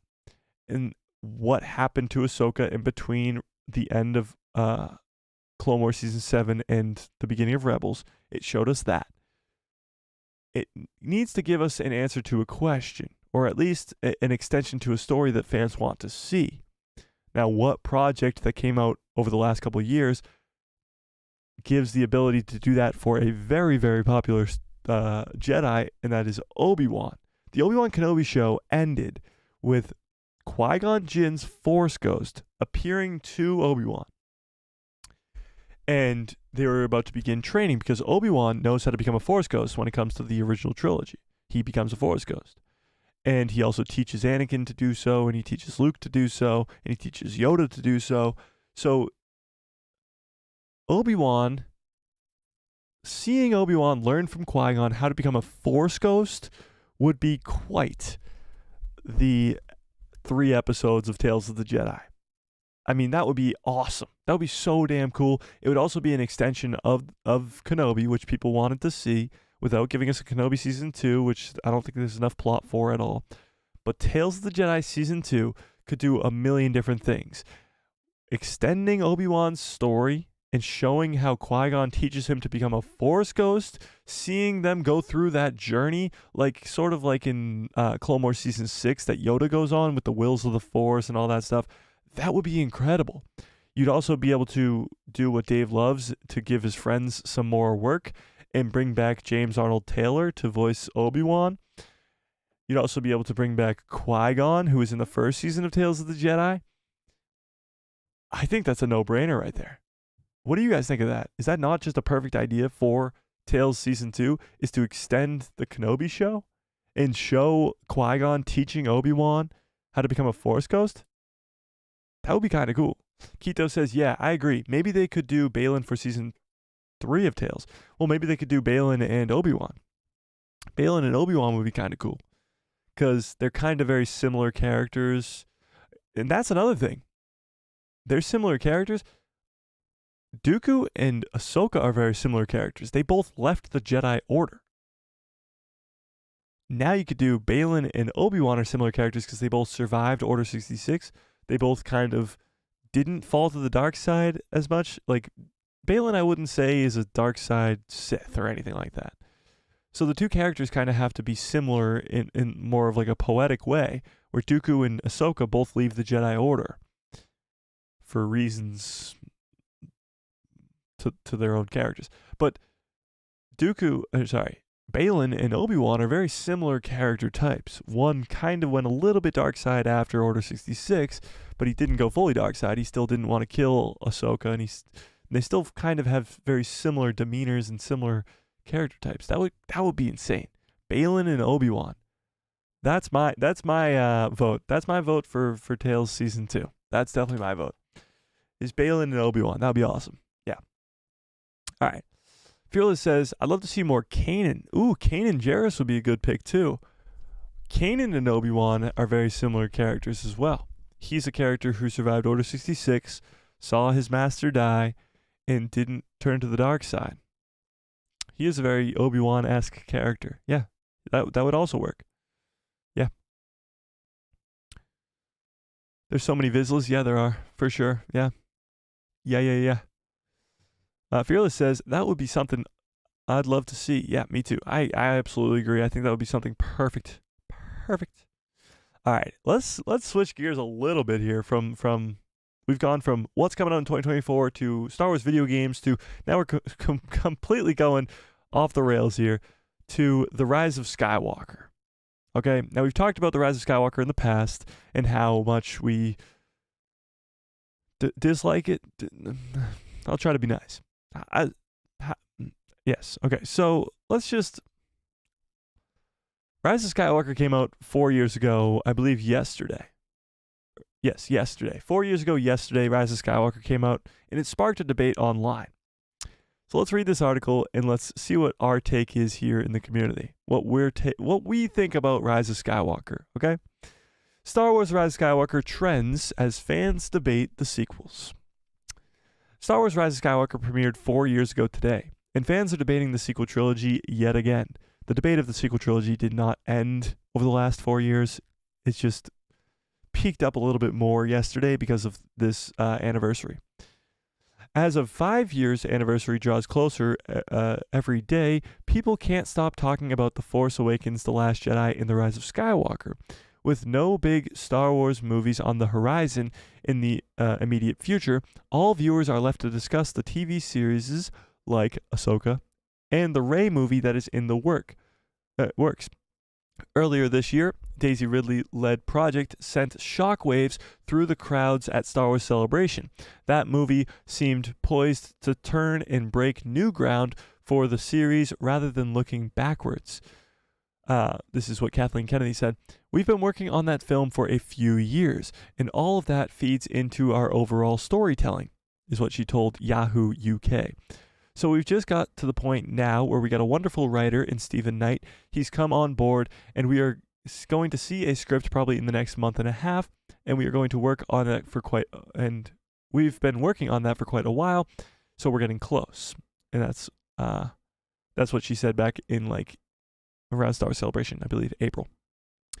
There's never a time where something is just instantly suggested, Kathleen continues.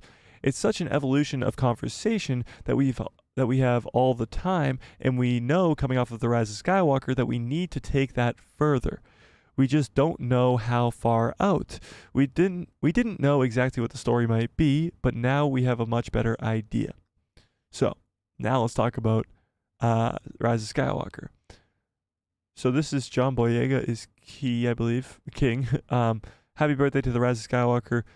God bless John Boyega for giving us this masterpiece.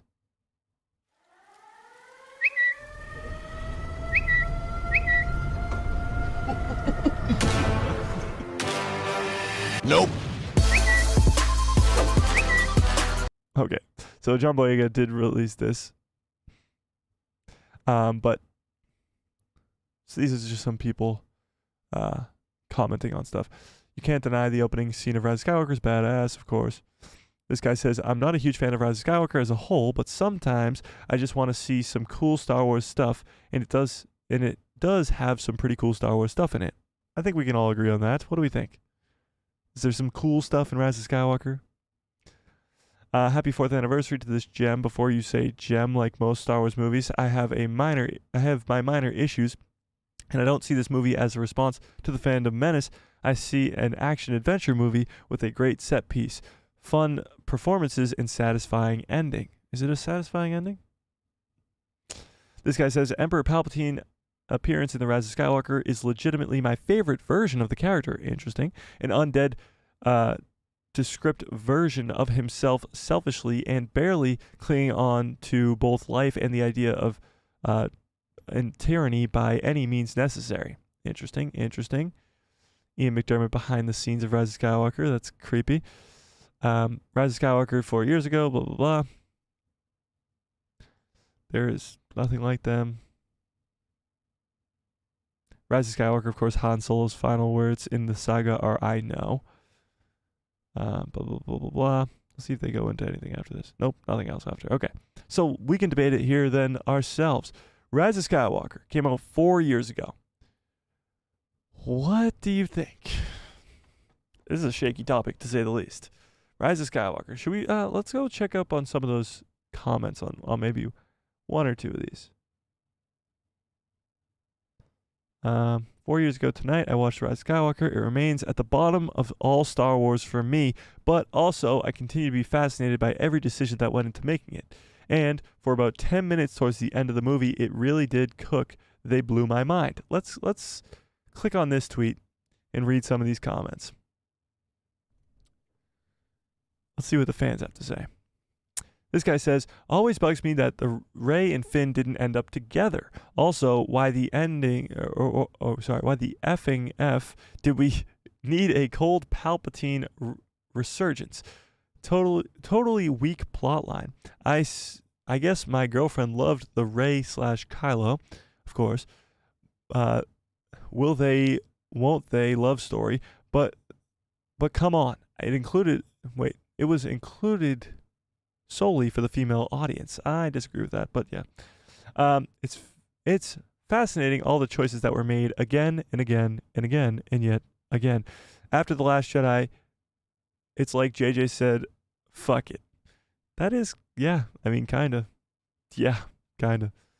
What is your guys' take on the Rise of Skywalker? Now, we're not talking about The Last Jedi. We know what The Last Jedi did. It completely split the fandom down the middle. But The Rise of Skywalker did something very interesting, where it took The Last Jedi and said, you know what? Nah, we're going to go do our own thing. And JJ came in and tried to flip the script. Bring back Palpatine, do all this other stuff. But was it a good movie? Was it entertaining? Did it have good action? Did it have, what do we think of The Rise of Skywalker as its 4-year anniversary came and passed yesterday? Fearless says, some of it, very little, was good. Okay. No, it was not a satisfying ending. Okay. You mean the Rey Skywalker wasn't a satisfying ending for you? Keto says, a very cool movie if I had never seen any other Star Wars beforehand. Interesting. Yeah.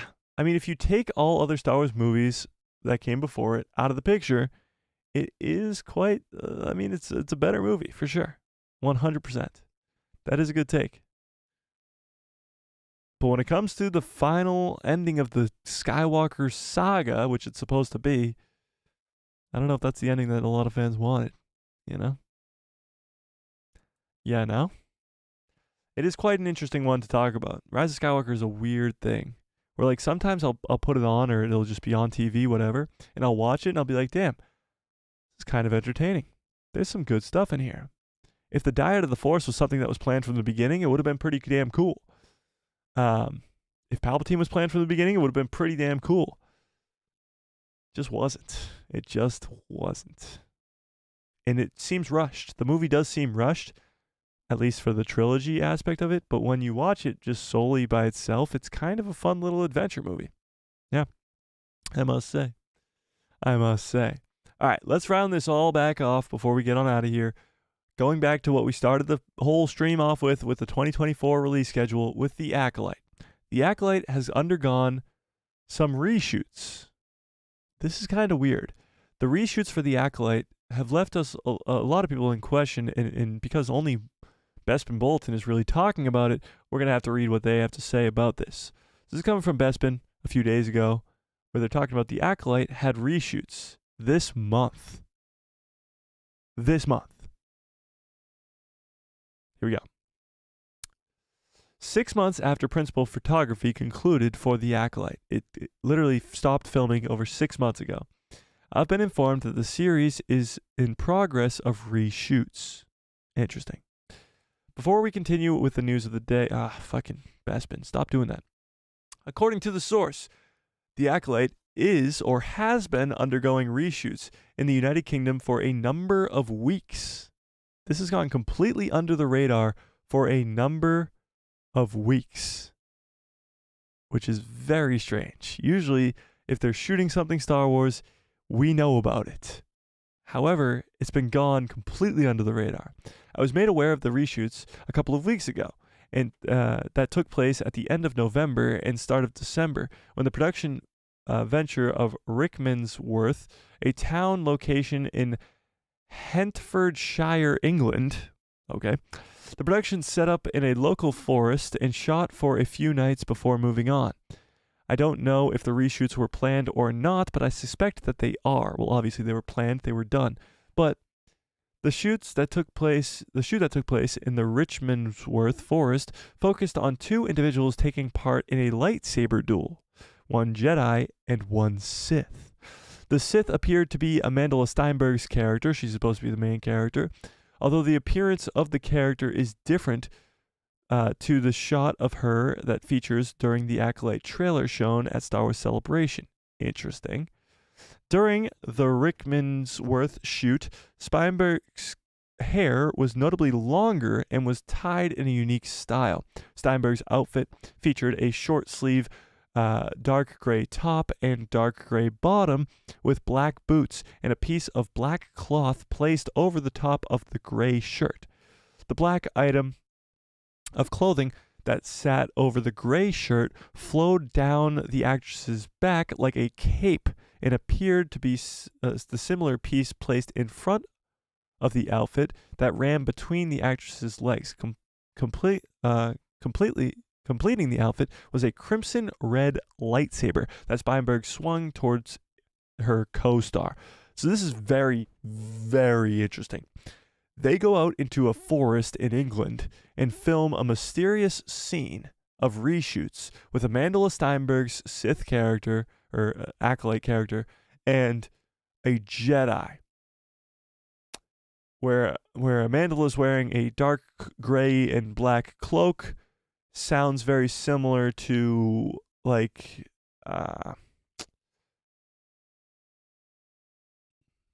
maybe what Rey's wearing as Darkseid Rey in episode 9.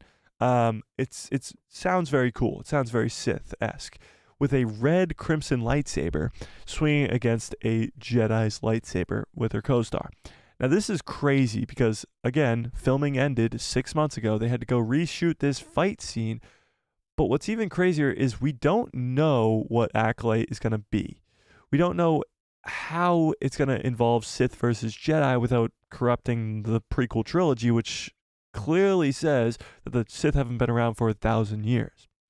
That's what Mace Windu says. So how are they going to get around this? How are they going to have a Sith versus a Jedi in a forest somewhere? We don't know.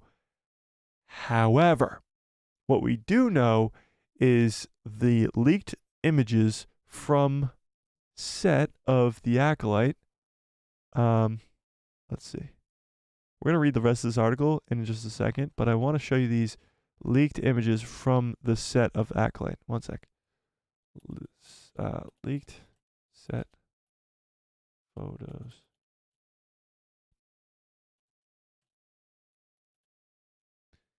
Yeah, all right, so here we go. So when it talks about a forest and a Jedi in the forest, it makes me think of this. These set images were leaked a long, long time ago on Reddit, I believe.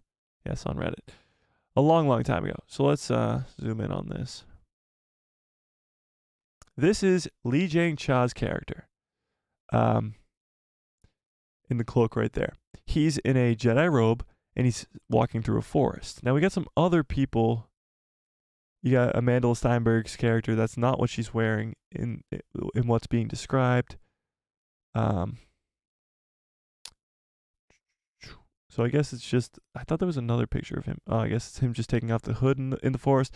So it's possible that Amanda Steinberg's character is fighting against Li Zhang-cha, who's the guy from Squid Games, against his character, and he's the Jedi and possibly the master of Amanda's character. And that's what we're seeing play out here in this scene that's being described for the reshoots. Now let's go back to this article and let's finish reading this up, because that's kind of what I think is going down here. I think what's possible is Amandla was a Jedi, turns to the dark side, and then goes back to her master to help find, like they talked about in the description of the show that we read earlier, that the master and apprentice are going on like a murder mystery type thing, like to try and discover what's going on here. And maybe it's possible that during these discoveries, Amandla turns full dark side and they have to fight each other, which would kind of be crazy. It would be like an Obi-Wan and Anakin type thing, master versus apprentice. But let's keep reading this article. As for who the Jedi is, I don't know. Onlookers thought the cast member was female initially due to the individuals having shoulder-length hair. However, Li Zhang-cha's Jedi character sports hair with similar length and believed to be the master of Steinberg's. Jeez, I'm so good. I'm so good. And yes, I have not read this article before. The Jedi had dark hair that was placed atop their shoulders and sported beige-colored Jedi robes with a brown belt. Sound familiar? Brown belt, beige robes. Let's keep reading. With the brown belt, the Jedi swung around a blue lightsaber, which was the color of the lightsaber Li Zhang-cha's character had in the Acolyte trailer shown at Star Wars Celebration. Upon further inspection, I think the Jedi taking part in the shoot is Li Zhang-cha's character, but I cannot be certain. So we don't know for sure, but it does seem very likely. The Acolyte began filming at the tail end of October last year, though Lucasfilm did not confirm the production start until early November. The series wrapped filming in May of this year, as reported by both myself and Making Star Wars in June. I shared that my source informed me that The Acolyte had wrapped on time in May. Filming on the series primarily took place in Shinfield Studios, located in Berkshire, England. In addition, the production ventured out to various locations around England, including Brecon Beacons, National Park in Wales, as well as outside the United Kingdom, shooting scenes in Portugal in the spring. So they went all around kind of Europe to film a lot of this stuff. The Acolyte, which is set during the High Republic era, will follow a former Padawan and her Jedi Master as they investigate a series of crimes, but encounter forces more sinister than they could ever imagine. The series star Amanda Steinberg as the lead, who is the former Padawan, as well as Li Zhang-cha from Squid Games, Daphne Keane, who is from Logan, she's the young Wolverine character, and others. We won't go through all those people. But the main character is Amanda Steinberg. She seems to be the Padawan, and her master seems to be Li Zhang-cha's character from Squid Games. He seems to be the master, and they're investigating a series of crimes when they encounter a sinister force. And then they end up fighting, I guess, in the forest? I don't know. And Amanda ends up with a red lightsaber? There's a lot going on in this show that we really don't know anything about. The Acolyte has been confirmed by various times to be released exclusively on Disney Plus sometime in 2024. Although it is unknown as to when, I previously heard, and it was reported that I was informed that the series was looking to release during the second quarter of 2024, but later shared that the series would suffer a slight delay due to Disney shuffling their schedule due to the impact of the writers and actors strike. I suspect that the series will be released in August of 2024. I hope it's earlier than that, but who knows. Due to Lucasfilm's affinity to release Star Wars that month, blah, blah, blah, blah, blah, blah, blah, blah, blah, blah. At Star Wars Celebration, which took place in April, a trailer for Acolyte debuted, as was shown exclusively to those in attendance, with the trailer once again being shown in May at Disney's Upfront Showcase. The trailer was yet to be officially released but you can read a description of it below. So we'll read the description of the trailer because I can't show it. I have the trailer, and I have seen the trailer, but I cannot show you the trailer. Of course, we'll be shut down real quick if I do that. But it is quite the trailer with a lot of Jedi involved and other cool stuff involved. If you guys want, we can read the description of that. But wow, does this show sound so cool the more and more we learn about it. The Sith versus the Jedi has always been just the compelling force, the driving force behind Star Wars and the fandom of Star Wars. But, I mean, right now it's still 50% of you guys are most excited for the Acolyte show, which is the highest on the list right now. Are you guys excited for the Acolyte? Does this make you more excited for the Acolyte? Where is our head at when it comes to this Acolyte show? Because we really don't know much about it. However, the more and more we learn, the more and more exciting it gets. Sith vs. Jedi, when it's going to be Master vs. Apprentice type stuff going on, and the Sith aren't supposed to be around, what? It all sounds kind of insane to me. But it gets me excited. It definitely gets me excited for this show. I just spilled water on myself. Damn it. Damn it. Fearless says, hey, maybe they changed the overall storyline, and that's why all of this stuff is delayed. I don't think they changed the whole storyline because they filmed the entire show. They've already filmed the entire show. They filmed from October to May. That's a long time to film. That's about, 8 months? 8 months of filming. They're not just going to go change the whole story. I think what they needed was a little bit of reshoots. Just a little bit. Probably that final fight scene they wanted to make perfect. So they went back out to the forest and filmed some more of that fight. Now, how extensive these reshoots are, I don't know. Are we going to be seeing months and months of reshoots? I certainly hope not. But as long as they get it right, I'm excited. I think this show will come out hopefully before that August release date. I'm guessing probably May or June. But I'm excited. I'm really, really excited. And Fearless says I'm pretty hyped. I am too. I am. And for Skeleton Crew does sound cool as well. But honestly, if this comes out first, I wouldn't be opposed to it. Yeah. Fearless says about Rise of Skywalker, you know my opinion on that movie. Everyone who likes it, it's totally fine. But the Reylo stuff was just forced. Yeah, it kind of felt forced. But I'm hyped for Acolyte. I'm hyped for next year's Star Wars content as we reel in the new year coming up. We're on we got 10 more days of this year. That's crazy. We are trying to get to that 4,000 subscriber mark before the end of this year. We might actually reach it. As we are at 3,890. We only need 100 more subscribers just about to reach that goal. So that'll be a lot of fun. We'll try to reach that goal, and it'll be hopefully a cool New Year's live stream that we'll have if we do hit that goal. Next stream I'll have a tracker down here or up here, I'm not too sure, to try and get us to that 4,000 subscriber mark. That will be amazing. I cannot thank you guys enough for all the support that you've given me over this last year. I mean, this year's not over yet, but still. Of course, Saturday stream, we're doing an amazing giveaway, so make sure you tune into that stream where we do a cool giveaway as well. And do we got any other Star Wars stuff that's going on right now? Any Star Wars news that we got to talk about? Oh, Rebel Moon. Should we talk about Rebel Moon a little bit? Should we talk about it?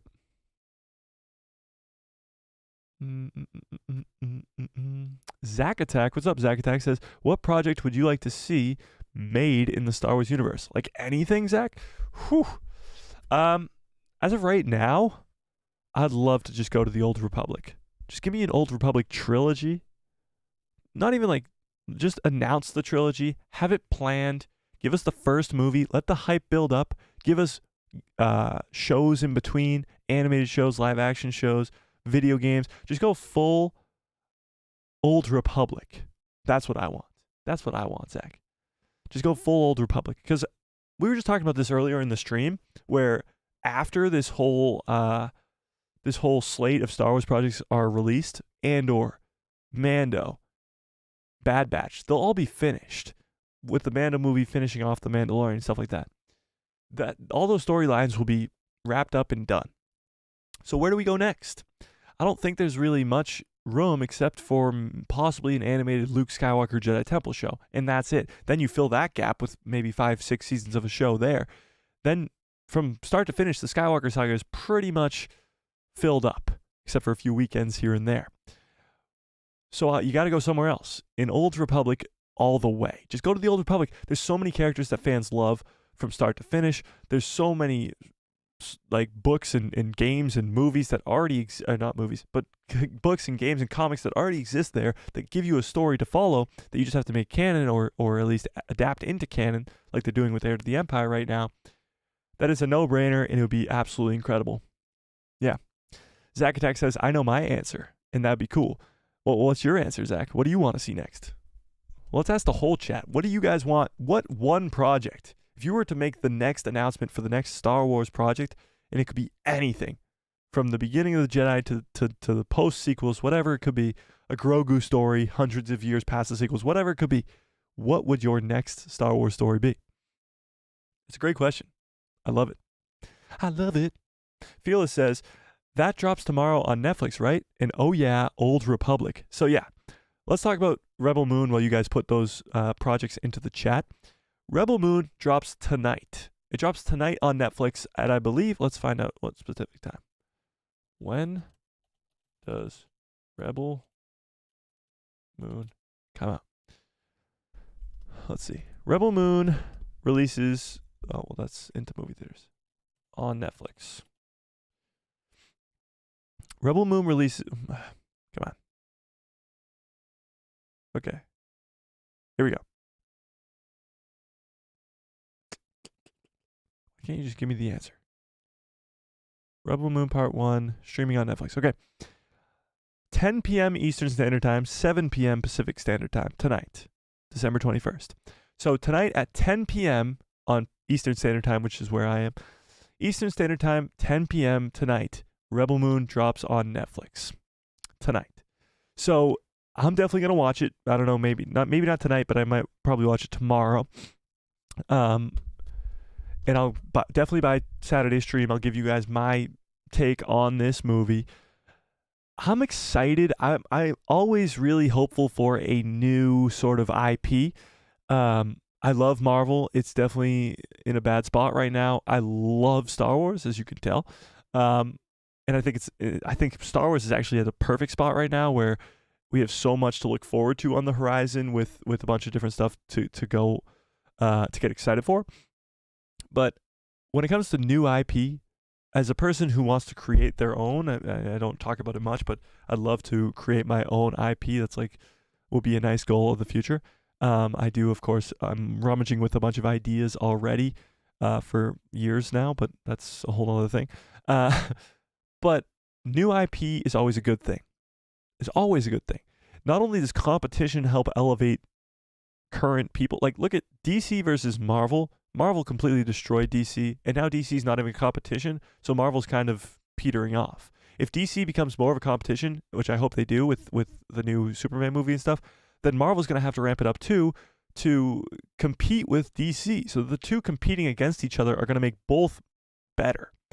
Star Wars, you have Star Trek, you have Warhammer, stuff like that, but like there's no real competition for Star Wars. Like real competition for Star Wars. And having something to compete against it would not only make Star Wars have to work extra hard to get more people to watch it, but it would be so good for just fans in general. And Rebel Moon might not be that thing, but it might be the start to that thing. And that's why I'm hopeful about Rebel Moon, for sure. Yeah. Zach Attack says, I'm excited for Rebel Moon, and it does drop tonight. Agreed. We need more new stuff. No retreads of absolutely everything that already exists. Yeah, there's sequels upon sequels upon sequels of stuff that already exists. Now, Star Wars is different because it's a whole galaxy of a vast number of characters. So sequels to stuff are usually a continuation of a story. But you can also go to a completely different time period and continue in that same galaxy. That's what I think Rebel Moon is setting up. Then there's like sequels like to make a quick buck sequels like Jaws 2, Jaws 3, even like Toy Story 2, 3, 4, 5. Like that stuff is a sequel just to make money. Zach Attacks I was gonna say more Star Wars though. Yeah, Star Wars is different though because it's a galaxy that is really just open to anything. It's open to anything. Yeah. Tony, what's up, Tony? You made it. I'm very glad you made it, Tony. I appreciate you. Zach Attack says, yeah, I just want Dawn of the Jedi comics to be adapted into a show. Did you read those? So much potential. Yes, I've read some of those. I must say I have not read all of them, but I have read some. And yes, Dawn of the Jedi stuff is incredible. Going back to the beginning of the Jedi and the Sith would be perfect. Not only seeing the beginning of the Force or not beginning of the Force, but you know what I mean. Like beginning of people starting to use the Force on Tython, but getting to see the Jedi split into the Jedi and the Sith.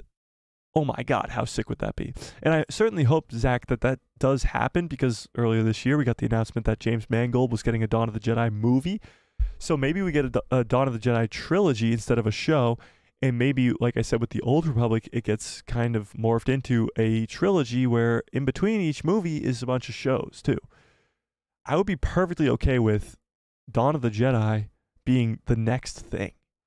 Because you can go back, do a trilogy, and then you can move all the way into the Old Republic, all the way into the High Republic, and lead all the way up until the prequel trilogy. And this could be years, decades of storytelling, all in a row, all planned out, and all very well. That would be amazing. That would be absolutely amazing. Fearless says, oh, tonight? That's tomorrow morning for me. Different time zones. Oh, there you go, Fearless. Then tomorrow for you. Yeah. Yeah.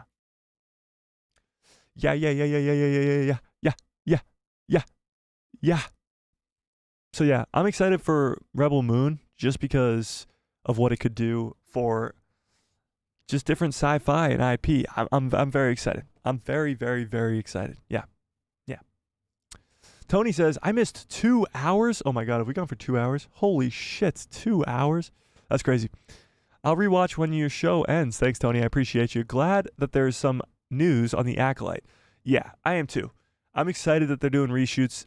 Like just having news for a show makes you excited for the show. And I love how they're keeping everything a secret, tight-lipped. I love that stuff because then when the time comes for this show to be released, the hype will be very high. Very, very high. And I can't wait. I absolutely can't wait. It's going to be exciting, for sure. Anything else going on in the Star Wars realm? Did we talk about... I think Star Wars posted something. Let's see if they did it on Twitter. Star Wars. Yeah, they posted something about... Oh, yeah. So, on the heels of Jedi Survivor being named IGN's best action game of 2023, the developers drilled down into the game's biggest moments. So, IGN named Jedi Survivor the best game or best action game of 2023. Jedi Survivor went extremely underrated, I think. Honestly, I think it went extremely underrated. And honestly, I don't think that game gets enough credit for how good it was.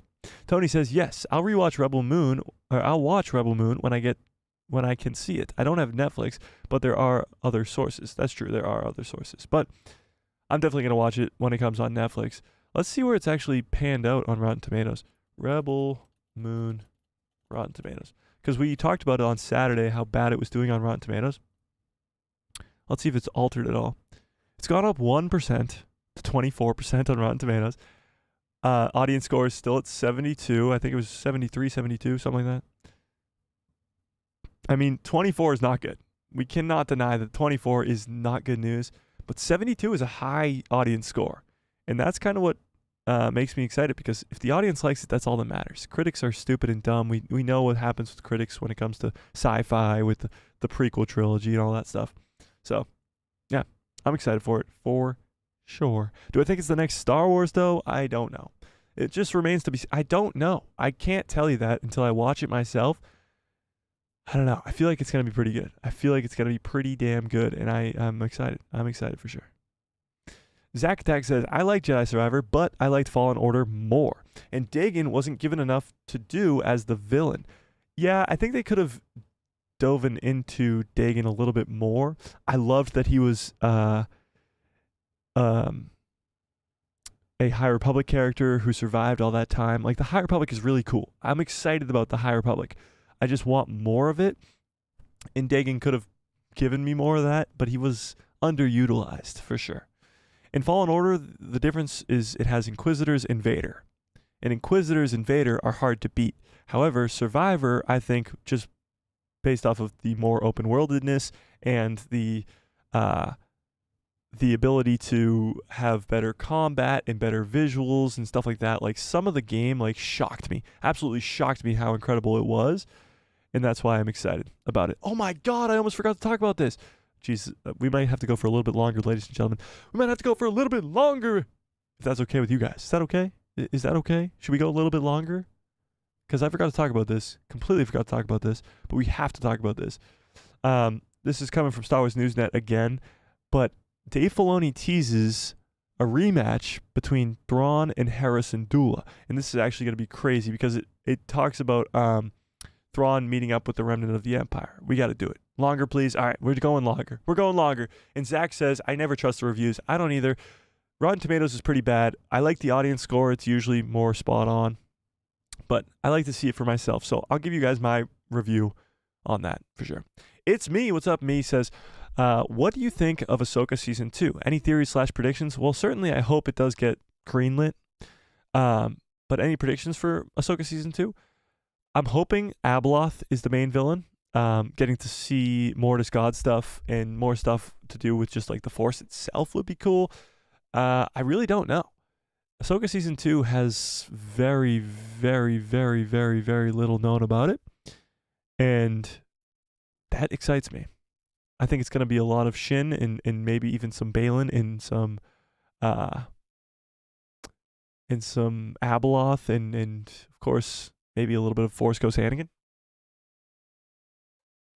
I think it'll dive into a lot of the Force and stuff like that, you know. It'll be cool. All right, let's dive into this because this sounds absolutely cool. Absolutely insane. Longer.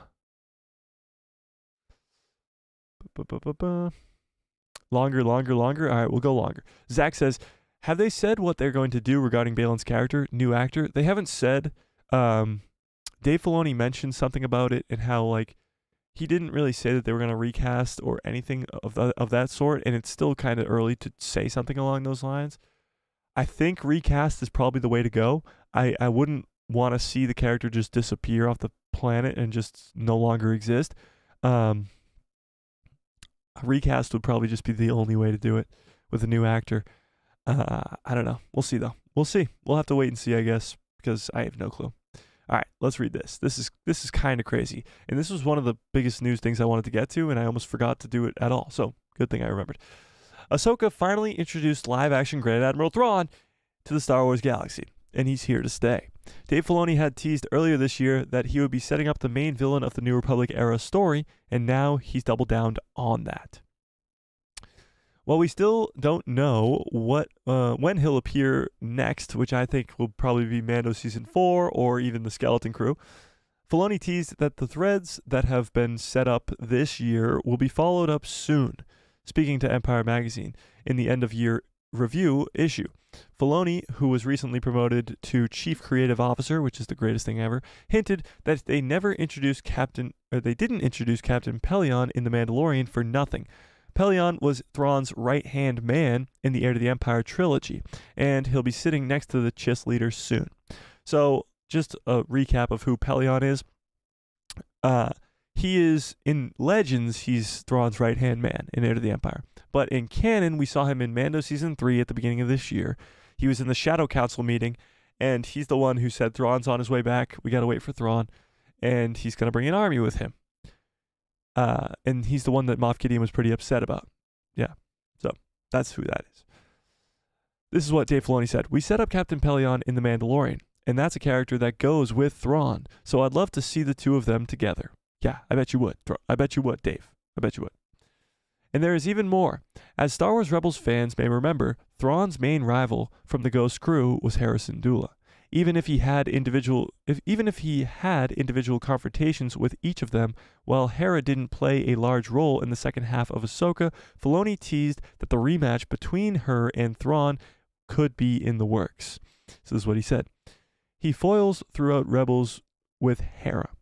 Pitting the two generals against one another is something that I find interesting. Two generals of great minds pinned against each other. Lars Mikkelsen also spoke to Empire about his thoughts on the character and what he thinks the main motivation is at this point. He says, straighten out all the others and tidy up his shop. I could imagine something in terms of power play within the Empire. Ooh, interesting.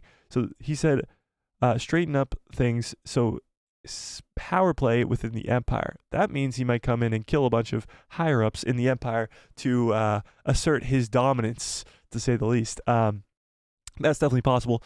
People who don't really follow him, he might kind of cut off and stuff like that. Because the Empire is in ruins. It's the remnant of the Empire. There's all different factions, I'm sure, being built out by different warlords like Moff Gideon. And I'm sure Thrawn's going to have to come in and unite that, but some might be kind of happy where they're at with the current state of the galaxy, and Thrawn might have to change that. It's unknown when the storylines will be revisited. Ahsoka hasn't been officially renewed yet for a second season, and Thrawn could pop up in The Mandalorian Season 4, for all we know. All things seem to be set up for a big finale coming to theaters in the near future through a film Dave Filoni will be directing. So, what's the most interesting thing in this is pitting Hera Syndulla against Grand Admiral Thrawn. Getting to see the rematch between the two of them, now that Hera Syndulla is a general, getting to see the two great minds battle is going to be very, very, very cool. I want to just see Thrawn in action. Thrawn was held back because he was up against 3 Force users, and 3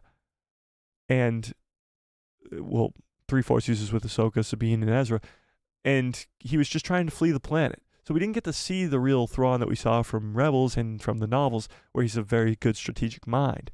We got to see a little bit of it, but when he comes back to the galaxy at hand with the new Republic being as weak as they are, we're going to get to see Thrawn at his full strength.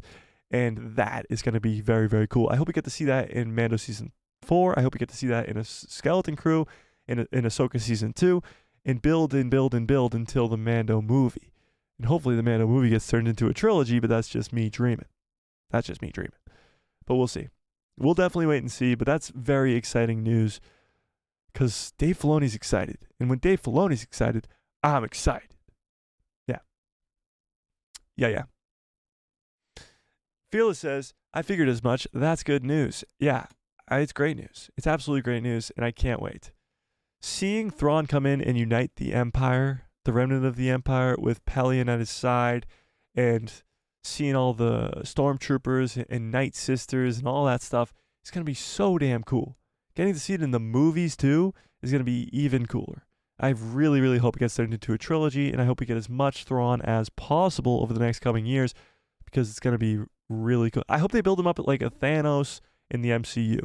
Thanos is barely in anything. He's in Guardians 1, he's at the end of Avengers 1, and then he shows up and he's the main character of Infinity War and Endgame. I hope that's exactly what happens. I hope Thrawn shows up in Ahsoka, Thrawn shows up in Mando, Thrawn shows up in Skeleton Crew, and then he's the main villain of the movie, and he's just set up as this badass character. How cool would that be?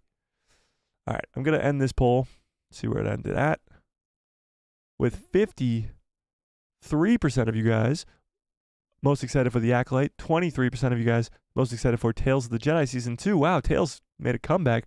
Skeleton Crew at 15, and Bad Batch at only 7. Really? Bad Batch is last. That's very interesting. I did not think that was going to happen. I did not think that. Tony says, that would be cool. Yes, it would. It was the 13 votes. The 13 vote? Oh, yeah. 13 votes, true. Honey Badger, you're still live. Let's go. Yes, I am still live. 2 hours and 10 minutes still live. Yes, Badger. We waited just for you. No, we didn't. We had a lot of news to go over, but we're glad you're here.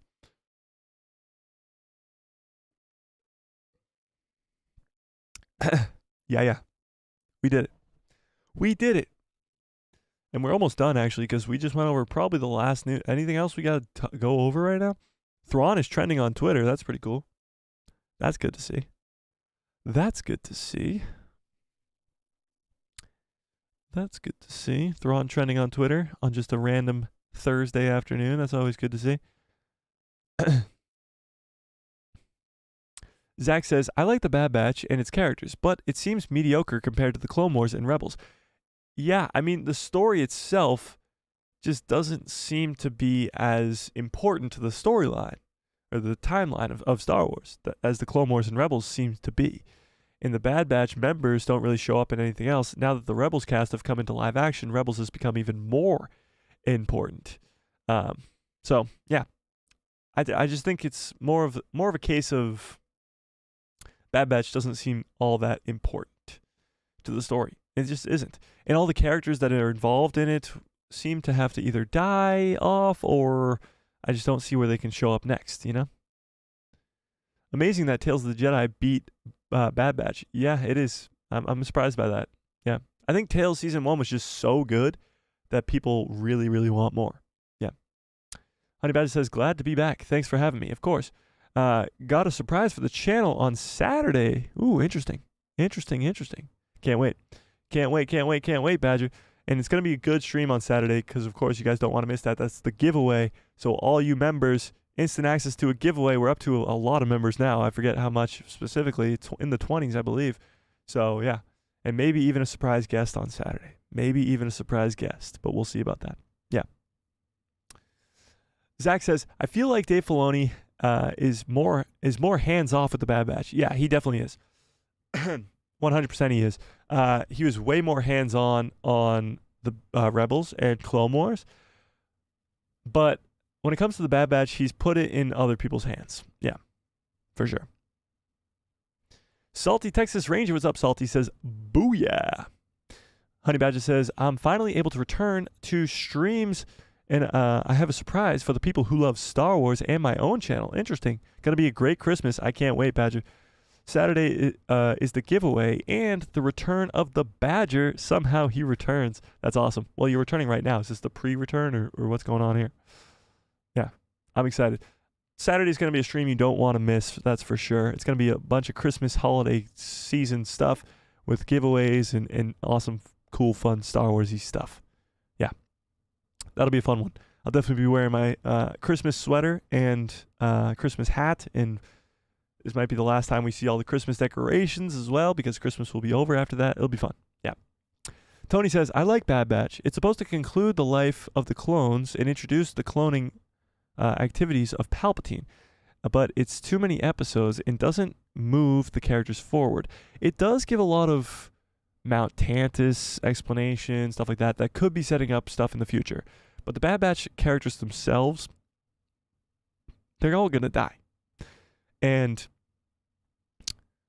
it just seems like you said, it's too many episodes. 16 episodes of a season seems like a lot when it's a lot of filler episodes as well. Honey Badger says, this is the return to the people who love Star Wars. Today is my return home. I getcha. To the people, Saturday is just another live stream. For me, compares not to my return here. Oh, I getcha. Yeah. It's awesome. It's going to be fun. It's going to be fun for sure. They will all die, but Tech and Omega, because they are the most important characters of the series, in my opinion. Well, Tech is dead. Tech is dead. Tech is dead right now. I mean, he dies at the end of the second season. Yeah. I appreciate the hearts too. Salty Texas Ranger says, I got a pretty cool, ugly Star Wars Christmas sweater this year. Red, white, and black with Vader's helmet. And it says, I find your lack of cheer disturbing. I have a Vader ugly sweater t-shirt too, Salty. I wear it every Saturday. I don't know where it is right now, though. Where did that sweater go? Might be upstairs. Tony says, another sad ending coming, it looks, for the Bad Batch. Yeah, I think Season 3 is going to be another sad ending, for sure. I think a lot of them are going to die. Yeah. Honey Badger says, Tech lives. Rex saved him on Tantus. I work at Disney. You're welcome. I know you don't work at Disney, but yeah, I hope Tech lives. It's possible, but we did see him die. He caught him in his arms like Andrew did with MJ in No Way Home, safe and sound on the ground. Hashtag Tech is the GOAT. You never know. I think Tech is dead. This is Disney Star Wars. I don't think Tech is dead. This is Disney Star Wars. Yeah, I mean, here's the thing.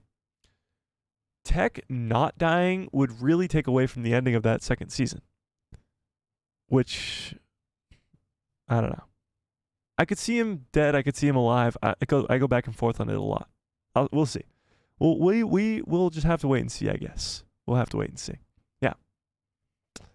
All right. I think I'm going to get on out of here. We've been going for 2 hours and 15 minutes. That's crazy.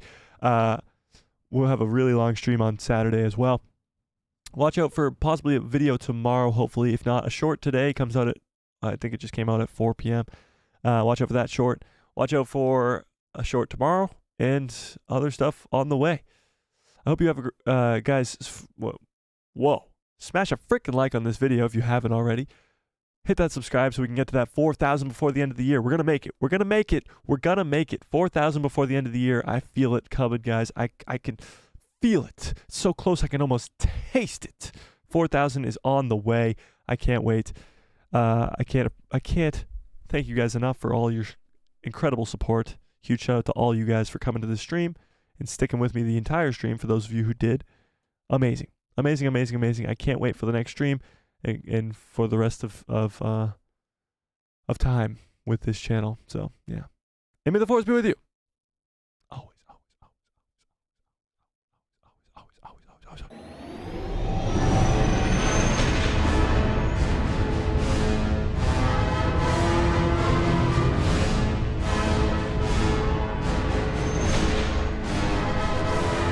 Oh yeah! What a great stream. What a great show. Whew, that was a good one. That was a real good one and a good long one, and I really appreciate all you guys for being here, and I really appreciate the hearts as well. I hope you have a great rest of your evening, a great rest of your lives. In Dave Filoni we do trust, and may the force be with you. Always. Oh wait, that's not how I end these things. I hope you have a great rest of your evening, a great rest of your lives, and good night, everybody.